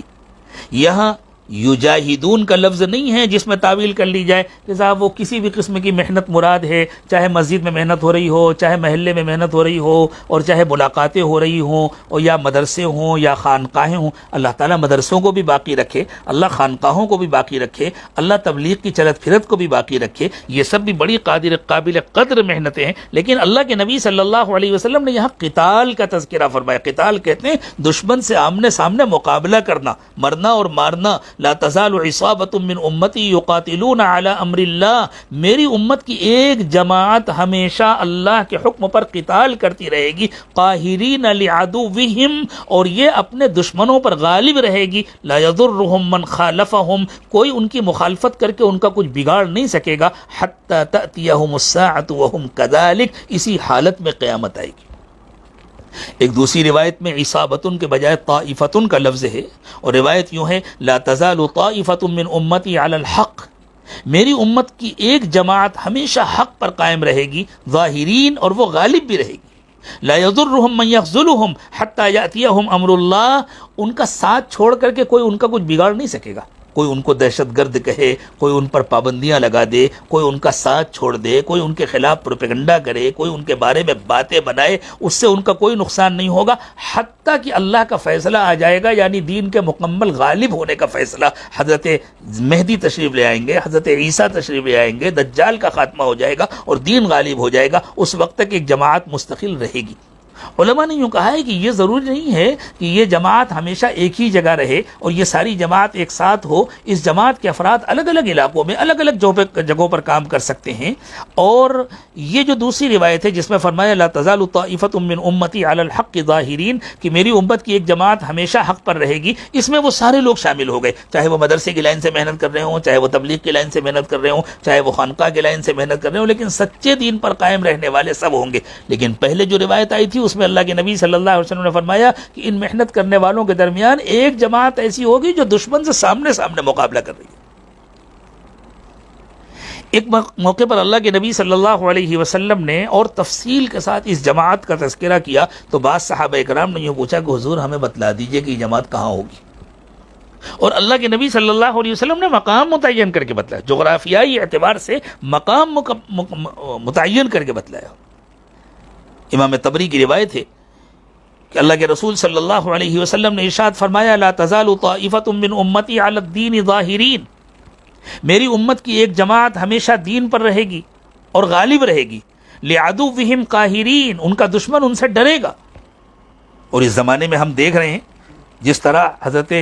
طالوت کے سلسلے میں اللہ تعالیٰ نے ارشاد فرمایا تھا کم من فئۃ قلیلۃ غلبت فئۃ کثیرۃ باذن اللہ، کہ کتنی چھوٹی چھوٹی کمزور طاقتیں ہیں جنہوں نے بڑی بڑی طاقتوں کو پلٹ کر کے رکھ دیا، ملیا میٹ کر دیا۔ اس زمانے میں بھی ہم دیکھ رہے ہیں کہ اللہ کے کتنے ایسے بندے جن کا اپنا کوئی ملک نہیں، جن کا اپنا کوئی علاقہ نہیں، جن کی اپنی کوئی حکومت نہیں، جن کا سب کچھ چھین لیا گیا، جن کو دنیا کی کوئی طاقت مدد دینے والی نہیں تھی، لیکن انہوں نے کس طرح ساری دنیا سے آئے ہوئے ظالموں کو کی ناک رگڑ دی زمین میں اور بٹی چٹا دی اور ان کو ذلیل ہو کر کے واپس بھاگنے پر مجبور کر دیا، حتیٰ کہ خوشامد کرنے پر مجبور کر دیا کہ اللہ کے واسطے ہمیں راستہ دے دو، ہمیں کوئی محفوظ راستہ دے دو کہ ہم چلے جائیں۔ ہمیں اس زمانے میں ادھر چند سالوں کے اندر اللہ تعالیٰ نے یہ نقشہ دکھا دیا کہ کس طرح دشمنوں کو وہ مغلوب کرتے ہیں، کمزور ہونے کے باوجود کوئی ان کا کچھ بگاڑ نہیں سکتا۔ لا تزال طائفۃ من امتی علی الدین ظاہرین، میری امت کی ایک جماعت ہمیشہ دین پر رہے گی اور غالب رہے گی، لعدوہم قاہرین، اپنے دشمنوں کو دبا کر کے رکھے گی، لا یضرہم من خالفہم، ان کی مخالفت کر کے کوئی ان کا کچھ بگاڑ نہیں سکے گا، الا ما اصابہم من لأوا، ہاں کچھ تکلیفیں آئیں گی۔ کیا کیسی عجیب بات حضور نے فرمایا، ہاں کچھ تکلیفیں آئیں گی، کچھ غربت ہوگی، کچھ تنگ دستی ہوگی، کچھ مالی پریشانی ہوگی، ان کے پاس سامان نہیں ہوگا، کچھ بیماریاں ہوں گی، اور فہم کالاناء بین الاکلہ، اور ان کی حیثیت ایسے ہوگی جیسے کھانے والوں کے درمیان کوئی برتن، کہ یہ بھی ہاتھ مار رہا ہے، یہ بھی ہاتھ مار رہا ہے، یعنی ساری دنیا کی قومیں ان کو نشانہ بنائیں گی، ساری دنیا کی قومیں ان پر حملہ کرنا چاہیں گی، حتی یأتیہم امر اللہ وہم کذالک، حتیٰ کہ اسی حال میں اللہ کا فیصلہ آ جائے گا، یعنی مکمل غلبے کا فیصلہ آ جائے گا۔ صحابہ کرام نے عرض کیا کہ حضور یہ کہاں ہوں گے، ہمیں بتلا دیجئے۔ فرمایا یقاتلون علی ابواب دمشق وما حولہ وعلی ابواب بیت المقدس وما حولہا، یہ لوگ دمشق کے دروازوں پر دشمنوں سے مقابلہ کر رہے ہوں گے اور اس کے ارد گرد ہوں گے، بیت المقدس کے دروازوں پر یہ دشمنوں کا مقابلہ کر رہے ہوں گے اور اس کے ارد گرد ہوں گے، حتی یقاتل آخرہم المسیح الدجال، حتیٰ کہ انہی میں سے جو آخر زمانے کے لوگ ہوں گے وہ المسیح الدجال کا مقابلہ کریں گے، اور انہی کے درمیان حضرت مہدی تشریف لائیں گے، انہی میں حضرت مسیح نازل ہوں گے، اور یہی لوگ انہی کے ساتھ مل کر کے حضرت مہدی دشمنوں کا مقابلہ کریں گے، اور حضرت مسیح علیہ الصلوۃ والسلام المسیح الدجال کو قتل کریں گے۔ اتنا صاف صاف کھول کر بیان کر دیا۔ اب اس کے بعد بھی اگر کوئی ان لوگوں کو دہشت گرد کہے اور کوئی ان لوگوں کو برا بلا کہے تو ہمارا تو مشورہ ہے کہ وہ کسی جگہ جا کر کے اپنی عقل کا علاج کرا لے، تاکہ اس پر وہ عذاب نہ آئے جو بنی اسرائیل پر عذاب آیا اور جو یہودیوں پر عذاب آیا۔ یہودیوں کے سلسلے میں آپ کو ایک بات اور اخیر میں بتلا دوں، وقت تو کچھ زیادہ ہو رہا ہے لیکن اس موضوع پر شاید اتنی تفصیل سے دوبارہ آسانی سے بات کرنے کا موقع نہ ملے، اس لیے میں آپ لوگوں کا تھوڑا سا وقت زیادہ لے رہا ہوں۔ حضور اکرم صلی اللہ علیہ وسلم کے زمانے میں جزیرۃ العرب میں یہودیوں کی بعض بڑی بستیاں قائم تھیں، جیسے مدینہ طیبہ میں علیہ وسلم سے معاہدہ کر رکھا تھا کہ ہم مل جل کر کے رہیں گے، اور دوسری طرف انہوں نے چپکے مشرکین سے بھی پینگیں بڑھائی ہوئی تھیں اور مشرکین کو بھڑکاتے تھے کہ تم آؤ اور مدینے پر حملہ کرو۔ غزوہ احزاب میں جب اللہ تعالیٰ نے مشرکین کے خیمے اکھاڑ دیے اور ان کو بھاگنے پر مجبور کر دیا، تو اللہ کے نبی صلی اللہ علیہ وسلم نے حکم دیا، اور یہودیوں کا جو علاقہ تھا جن لوگوں نے غداری کی تھی، حضور اکرم صلی اللہ علیہ وسلم نے ان کا گھراؤ کیا اور ان کو وہاں سے نکلنے پر مجبور کیا۔ شاید کسی اور جگہ پر اس پوری تاریخ میں یہودیوں کی اتنی بڑی آبادی ایک ساتھ نہیں تھی جتنی بڑی آبادی مدینے میں اور خیبر میں تھی۔ حشر عربی زبان میں اجتماع کو کہتے ہیں، جماؤ کو کہتے ہیں، تو اتنی بڑی تعداد میں یہ لوگ یہاں جمع تھے۔ اللہ نے فرمایا هو الذی اخرج الذین کفروا من اہل الکتاب من دیارہم لاول الحشر، اللہ نے اہل کتاب کے کافروں کو ان کے گھروں سے نکالا اول الحشر میں، یعنی ابھی پہلی مرتبہ یہ لوگ جمع ہوئے تھے، ان کو نکالا۔ ما ظننتم ان یخرجوا، یہ سوچ بھی نہیں سکتے تھے کہ یہ نکلیں گے۔ وظنوا انہم مانعتہم حصونہم من اللہ، اور یوں سمجھ رہے تھے کہ ان کے قلعے ان کو اللہ سے بچا لیں گے، یہاں سے بھی نکالیں گے۔ اور کچھ دنوں کے بعد سیدنا عمر بن خطاب رضی اللہ تعالیٰ عنہ کے زمانے میں، اس کے بعد پھر حضور ہی کی زندگی میں خیبر فتح ہوا اور پھر وہاں سے بھی یہودی نکالے گئے، تو یہ لوگ سوچ بھی نہیں سکتے تھے کہ ہم نکالے جائیں گے۔ یہ سمجھتے تھے کہ ان کے قلعے ان کو اللہ سے بچا لیں گے. فَأَتَاهُمُ اللَّهُ مِنْ حَيْثُ لَمْ يَحْتَسِبُوا، تو اللہ تعالیٰ نے ایسی جگہ سے اپنا فیصلہ نافذ کیا کہ ان کو خیال بھی نہیں آ سکتا تھا. وَقَذَفَ فِي قُلُوبِهِمُ الرُّعْبَ، اور ان کے دلوں کے اندر رعب ڈال دیا. يُخْرِبُونَ بُيُوتَهُمْ بِأَيْدِيهِمْ وَأَيْدِي الْمُؤْمِنِينَ، حتیٰ کہ یہ اپنے ہاتھوں سے اپنے گھروں کو اجاڑ رہے تھے. اس لیے کہ اللہ کے نبی صلی اللہ علیہ وسلم نے یہ فرما دیا تھا کہ تم لوگ یہاں سے نکل جاؤ، اور جتنا سامان اپنے ساتھ لے جا سکتے ہو تم کو لے جانے کی اجازت ہے. تو یہ اپنے گھروں کو گرا گرا کر کے ان کی کھڑکیاں، ان کے دروازے، ان کی کھوٹیاں سب نکال کر کے لے جا رہے تھے. اپنے ہاتھوں سے اپنے گھروں کو گرا رہے تھے تاکہ وہ دروازہ نکال سکیں، تاکہ وہ کھڑکیاں نکال سکیں، جو بھی کوئی قیمتی چیز ہے، جو لکڑی وغیرہ ہے، اور وہ سب وہاں سے خیبر کی طرف جا رہے تھے اور لے کر کے جا رہے تھے. اس موقع پر اللہ تعالیٰ نے دو باتیں بڑی عجیب فرمائی ہیں.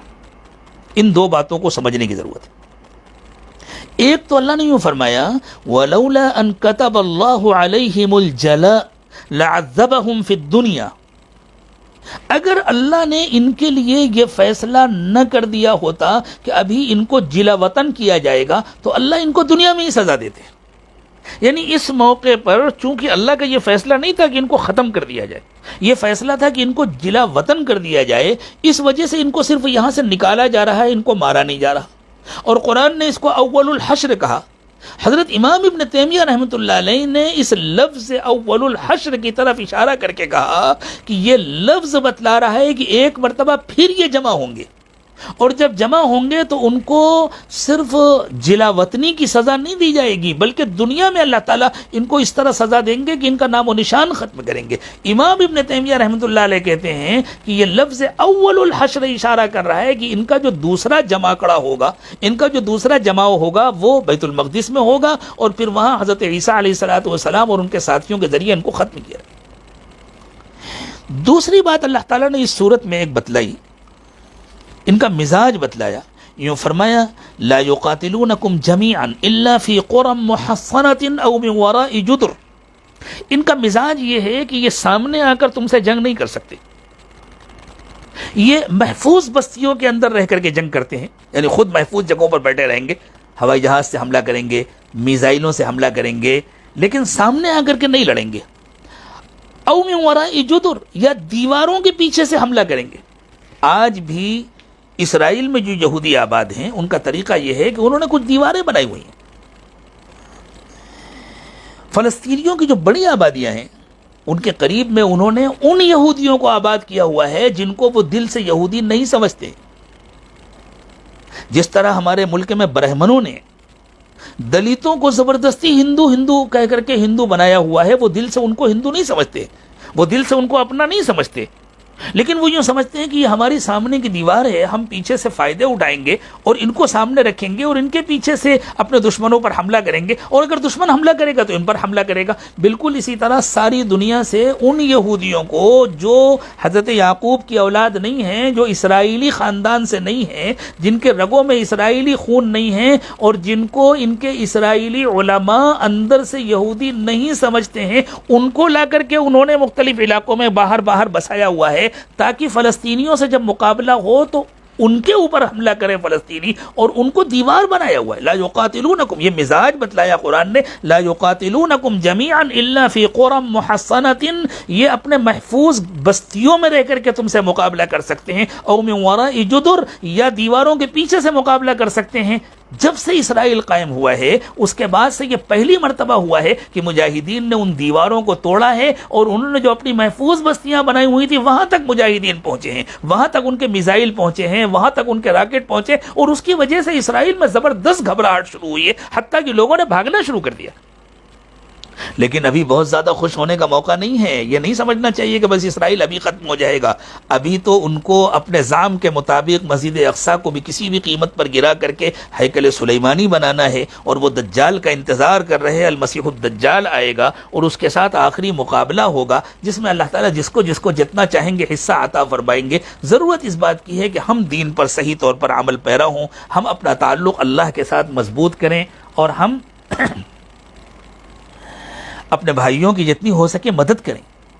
دعاؤں کے ذریعے ان کی مدد کریں، اللہ سے مانگ کر کے ان کی مدد کریں، جو بھی اخلاقی طور پر مدد کا طریقہ ہو ہم ان کی مدد کریں۔ اور اللہ تعالیٰ جب حضرت مہدی علیہ الصلوۃ والسلام کو بھیجیں گے اور ان کے ذریعے سے ایمان والے جمع ہو کر کے مقابلہ کریں گے، اور پھر حضرت عیسیٰ علیہ الصلوۃ والسلام تشریف لائیں گے، تب جا کر کے اس جرثومے کا ہمیشہ کے لیے انشاءاللہ خاتمہ ہوگا۔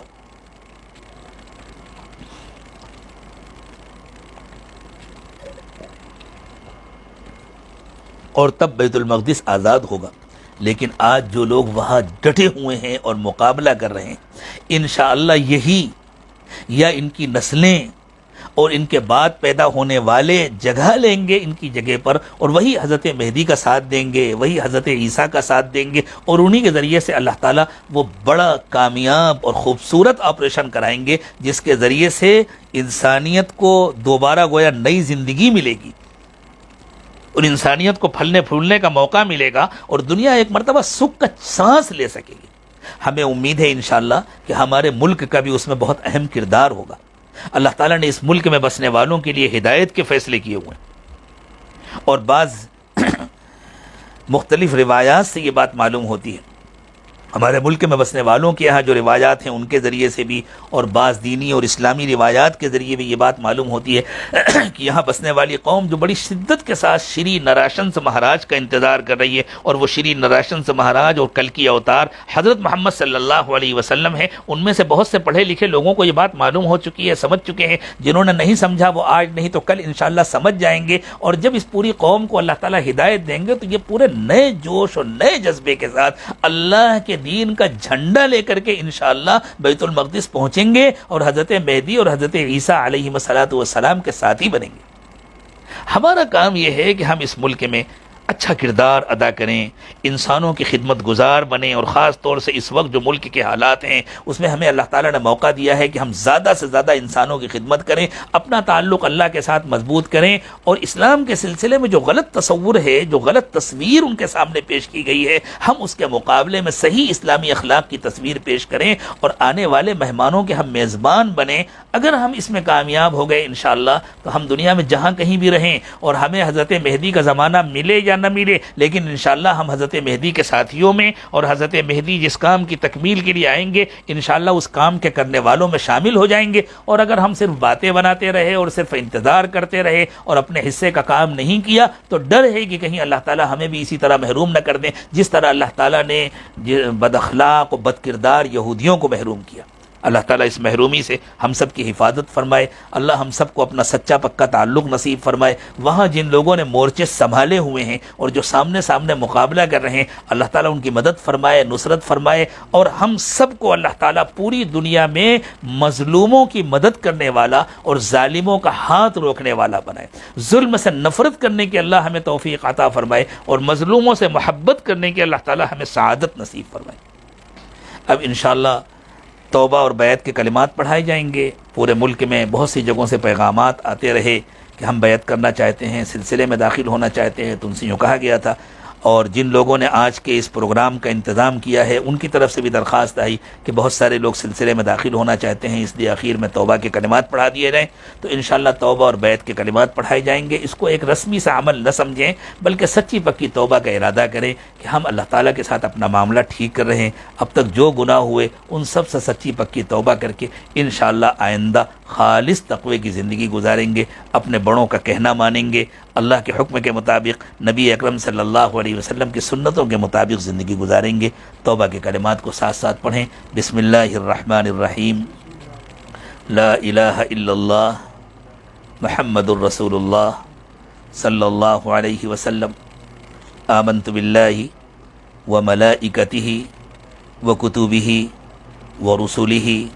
والیوم الآخر والقدر خیرہ وشرہ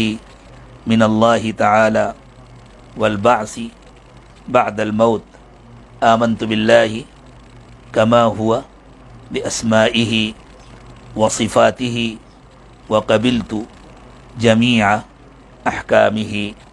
اشہد ان لا الہ الا اللہ واشہد ان محمدا عبدہ ورسولہ، استغفر اللہ ربی من کل ذنب وأتوب إليه برحمتك یا ارحم الراحمین۔ ہمارے بزرگوں نے جو معمولات بتلائے ہیں ان کو بھی غور سے سن لیں اور پھر ان کی پابندی کریں۔ معمولات کی جتنی پابندی کریں گے، گناہوں سے جتنا بچیں گے، تقوی کا اہتمام کریں گے، انشاءاللہ اتنا جلدی فائدہ ہوگا۔ اللہ اپنی ولایت عطا فرمائیں گے۔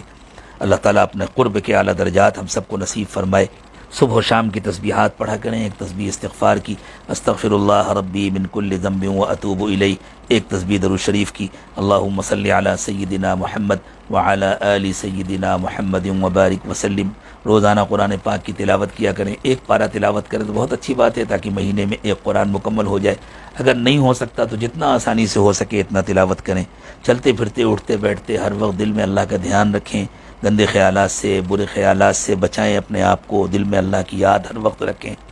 اور روزانہ صبح شام کم از کم 15-20 منٹ مراقبہ کر لیا کریں۔ مراقبہ کہتے ہیں دل سے اللہ کو یاد کرنے کو، آنکھیں بند کر کے سر کو جھکا کر کے پورا دھیان دل پر جمع کر بیٹھیں، دل کو اللہ کی طرف متوجہ کریں اور یہ نیت کریں کہ اللہ کی رحمت آ رہی ہے، میرے دل میں سما رہی ہے، میرے دل سے گناہوں کو دھو رہی ہے، اور میرا دل کہہ رہا ہے اللہ اللہ اللہ۔ زبان سے اللہ اللہ نہ کہیں، بس یہ نیت کریں کہ دل اللہ اللہ کہہ رہا ہے اور میں سن رہا ہوں۔ اسی طرح کم از کم مہینے میں ایک مرتبہ اپنے شیخ کو اپنے حالات کی اطلاع کریں۔ بہت لمبا چوڑا خط لکھنے کی ضرورت نہیں ہے، جو حالات ہیں، گناہوں سے کتنا بچ رہے ہیں، معمولات کی کتنی پابندی ہو رہی ہے۔ اگر کوئی بیماری ہے تو بیماری کی تفصیل لکھنے کی ضرورت نہیں ہے، لکھ دیں کہ طبیعت ٹھیک نہیں ہے دعا کریں۔ اگر کوئی پریشانی ہے تو لکھ دیں کچھ پریشانی ہے دعا کریں، اس لیے کہ تفصیلات تو اللہ تعالیٰ جانتے ہیں اور قبول تو اللہ کو کرنا ہے، اللہ کو سب کچھ معلوم ہے۔ دعا سے پہلے تھوڑی دیر مراقبہ کر لیں، آنکھیں بند کر لیں، سر کو جھکا لیں، دنیا اور دنیا میں جو کچھ بھی ہے اس سب سے ہٹ کٹ کر اللہ کی یاد میں کھو جائیں، اور یہ نیت کریں کہ اللہ کی رحمت آ رہی ہے، میرے دل میں سما رہی ہے، میرے دل سے گناہوں کو دھو رہی ہے، اور میرا دل کہہ رہا ہے اللہ اللہ اللہ۔ زبان سے اللہ اللہ نہ کہیں، بس یہ نیت کریں کہ دل اللہ اللہ کہہ رہا ہے اور میں سن رہا ہوں۔ مرد بھی مراقبہ کریں، خواتین بھی مراقبہ کریں۔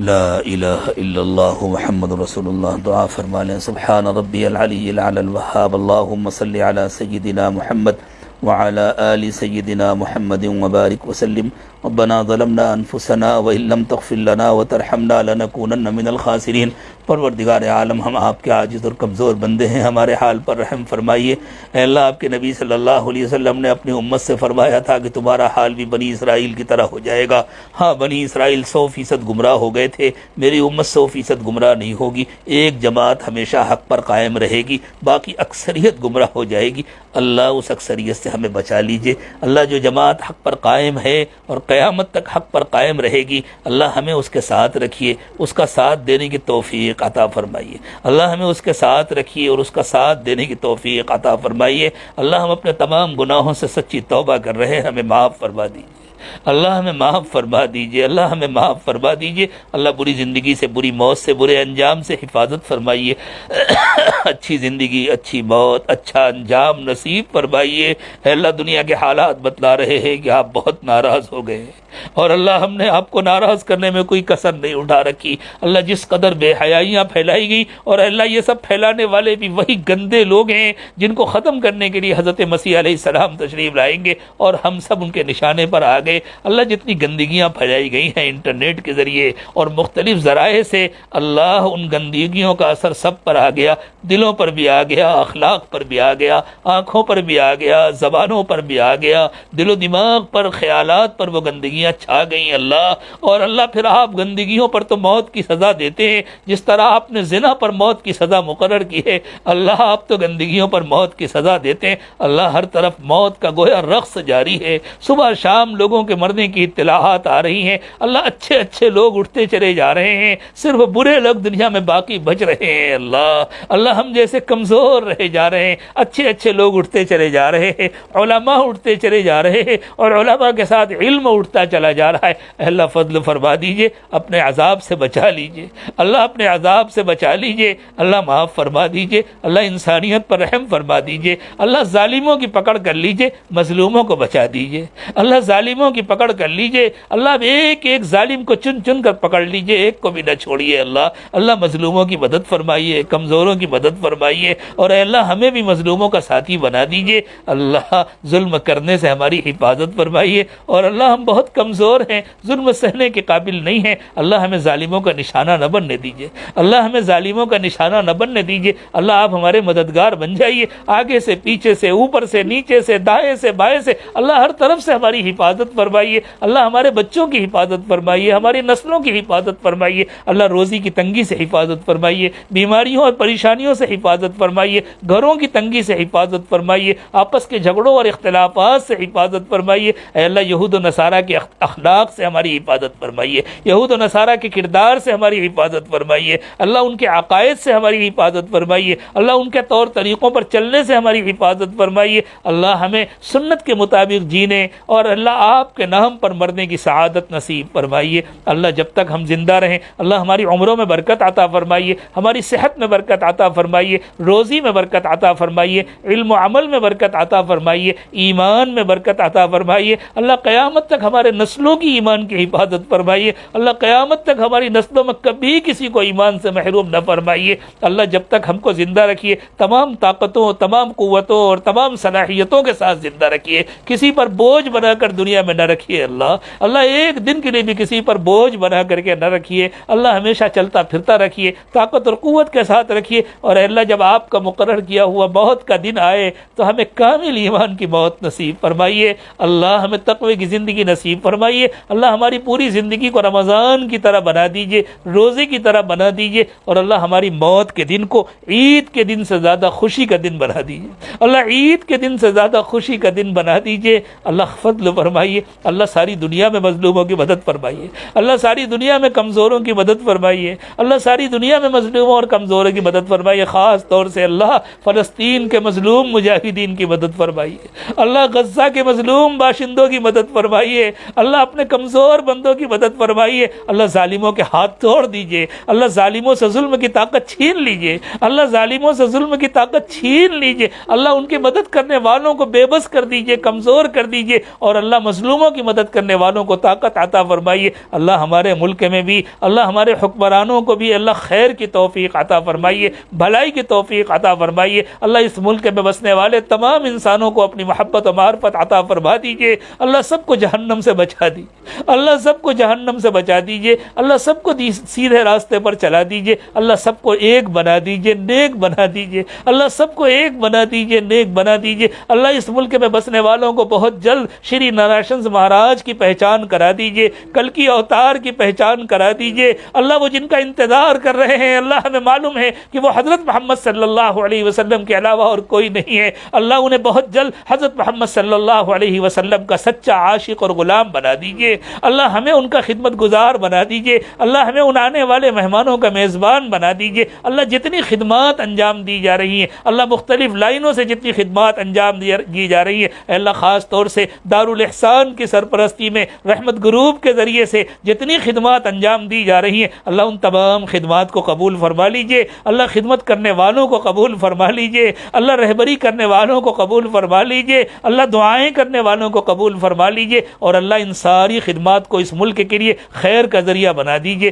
ہدایت کا ذریعہ بنا دیجئے، پوری انسانیت کے لیے ہدایت کا ذریعہ بنا دیجئے اے اللہ، جتنے لوگ ان دعاؤں پر آمین کہہ رہے ہیں یا آئندہ سنیں گے اور آمین کہیں گے اللہ، سب کی جائز تمنائیں اور مرادیں پوری فرما دیجئے اللہ، تمام بیماروں کو شفا عطا فرمائیے اللہ، تمام بیماروں کو شفا عطا فرمائیے اللہ، تمام بیماروں کو شفا عطا فرمائیے، جو پریشان حال ہیں ان کی پریشانیاں دور فرما دیجئے اللہ، جو مقروض ہیں ان کا قرض ادا کرا دیجئے، جو بے اولاد ہیں ان ان کو نیک و صالح اولاد عطا فرمائیے۔ اللہ جو اولاد والے ہیں ان کی اولادوں کو اطاعت گزار بنائیے، فرما بردار بنائیے، ماں باپ کی آنکھوں کی ٹھنڈک بنائیے۔ اللہ چھوٹوں کو بڑوں کو ہم سب کو رسول پاک صلی اللہ علیہ وسلم کی آنکھوں کی ٹھنڈک بنا دیجیے۔ اللہ بچوں اور بچیوں کے لیے اچھی تعلیم و تربیت کا انتظام فرمائیے، ان کے لیے مناسب وقت پر اچھے اور مناسب رشتوں کا انتظام فرمائیے، ان کو خوشیوں بھری زندگیاں عطا فرمائیے۔ اللہ دنیا میں رہنے کے لیے آرام دہ کشادہ مکانات عطا فرمائیے، اور اللہ جب ہم اپنی قبروں میں جائیں تو ہمیں آرام دہ کشادہ ٹھنڈی قبریں عطا فرمائیے۔ اللہ سب کو پیار و محبت بھری زندگی عطا فرمائیے، اللہ سب کو پیار و محبت بھری زندگی عطا فرمائیے۔ اللہ آپس کے جھگڑوں سے نجات دیجیے، آپس کے اختلافات سے نجات دیجیے۔ پیارے اللہ جو مانگا وہ بھی عطا فرمائیے، جو مانگنا چاہیے نہیں مانگ سکے وہ بھی عطا فرمائیے۔ اللہ ہمارے تمام بڑوں اور بزرگوں کی حفاظت فرمائیے، اللہ ہمارے اکابر و مشائخ کی حفاظت فرمائیے، اللہ ہمارے علماء اور اساتذہ کی حفاظت فرمائیے، اللہ ہمارے علماء اور اساتذہ کی حفاظت فرمائیے۔ اللہ مشائخ اٹھتے جا رہے ہیں، علماء اٹھتے جا رہے ہیں، دنیا میں اندھیرا بڑھتا جا رہا ہے، اللہ دنیا میں اندھیرا بڑھتا جا رہا ہے۔ اللہ جس کا آپ نے وقت مقرر کر دیا وہ تو اس دنیا سے جائے گا، اللہ نئے چراغ روشن فرما دیجئے، اللہ جگہ خالی نہ ہونے دیجئے، اللہ دلوں کو ہدایت کا چراغ بنا دیجئے، اللہ ہم سے خیر کے کام لے لیجئے، اللہ ہمارے تمام علماء، تمام اکابر، تمام مشائخ کی حفاظت فرمائیے، اور اے اللہ جو آپ کو پیارے ہو چکے ان سب کی مغفرت فرما دیجئے۔ اللہ آپ نے جن کی مغفرت فرما دی ان کو اپنے قرب کے اعلیٰ درجات نصیب فرمائیے۔ اللہ جو مانگا وہ بھی عطا فرمائیے، جو مانگنا چاہیے نہیں مانگ سکے وہ بھی عطا فرمائیے۔ پیارے اللہ بغیر مانگے عطا فرمائیے، مانگنے کا سلیقہ عطا فرمائیے۔ اللہ دور قریب جن لوگوں نے بھی دعاؤں کے لیے کہا یا ان کو ہم سے اچھی توقعات ہیں، محض اپنے فضل و کرم سے ان کی توقعات سے بڑھ کر انہیں عطا فرمائیے۔ وصلی اللہ تعالی علی خیر خلقہ محمد وعلی آلہ واصحابہ اجمعین برحمتک یا ارحم الراحمین۔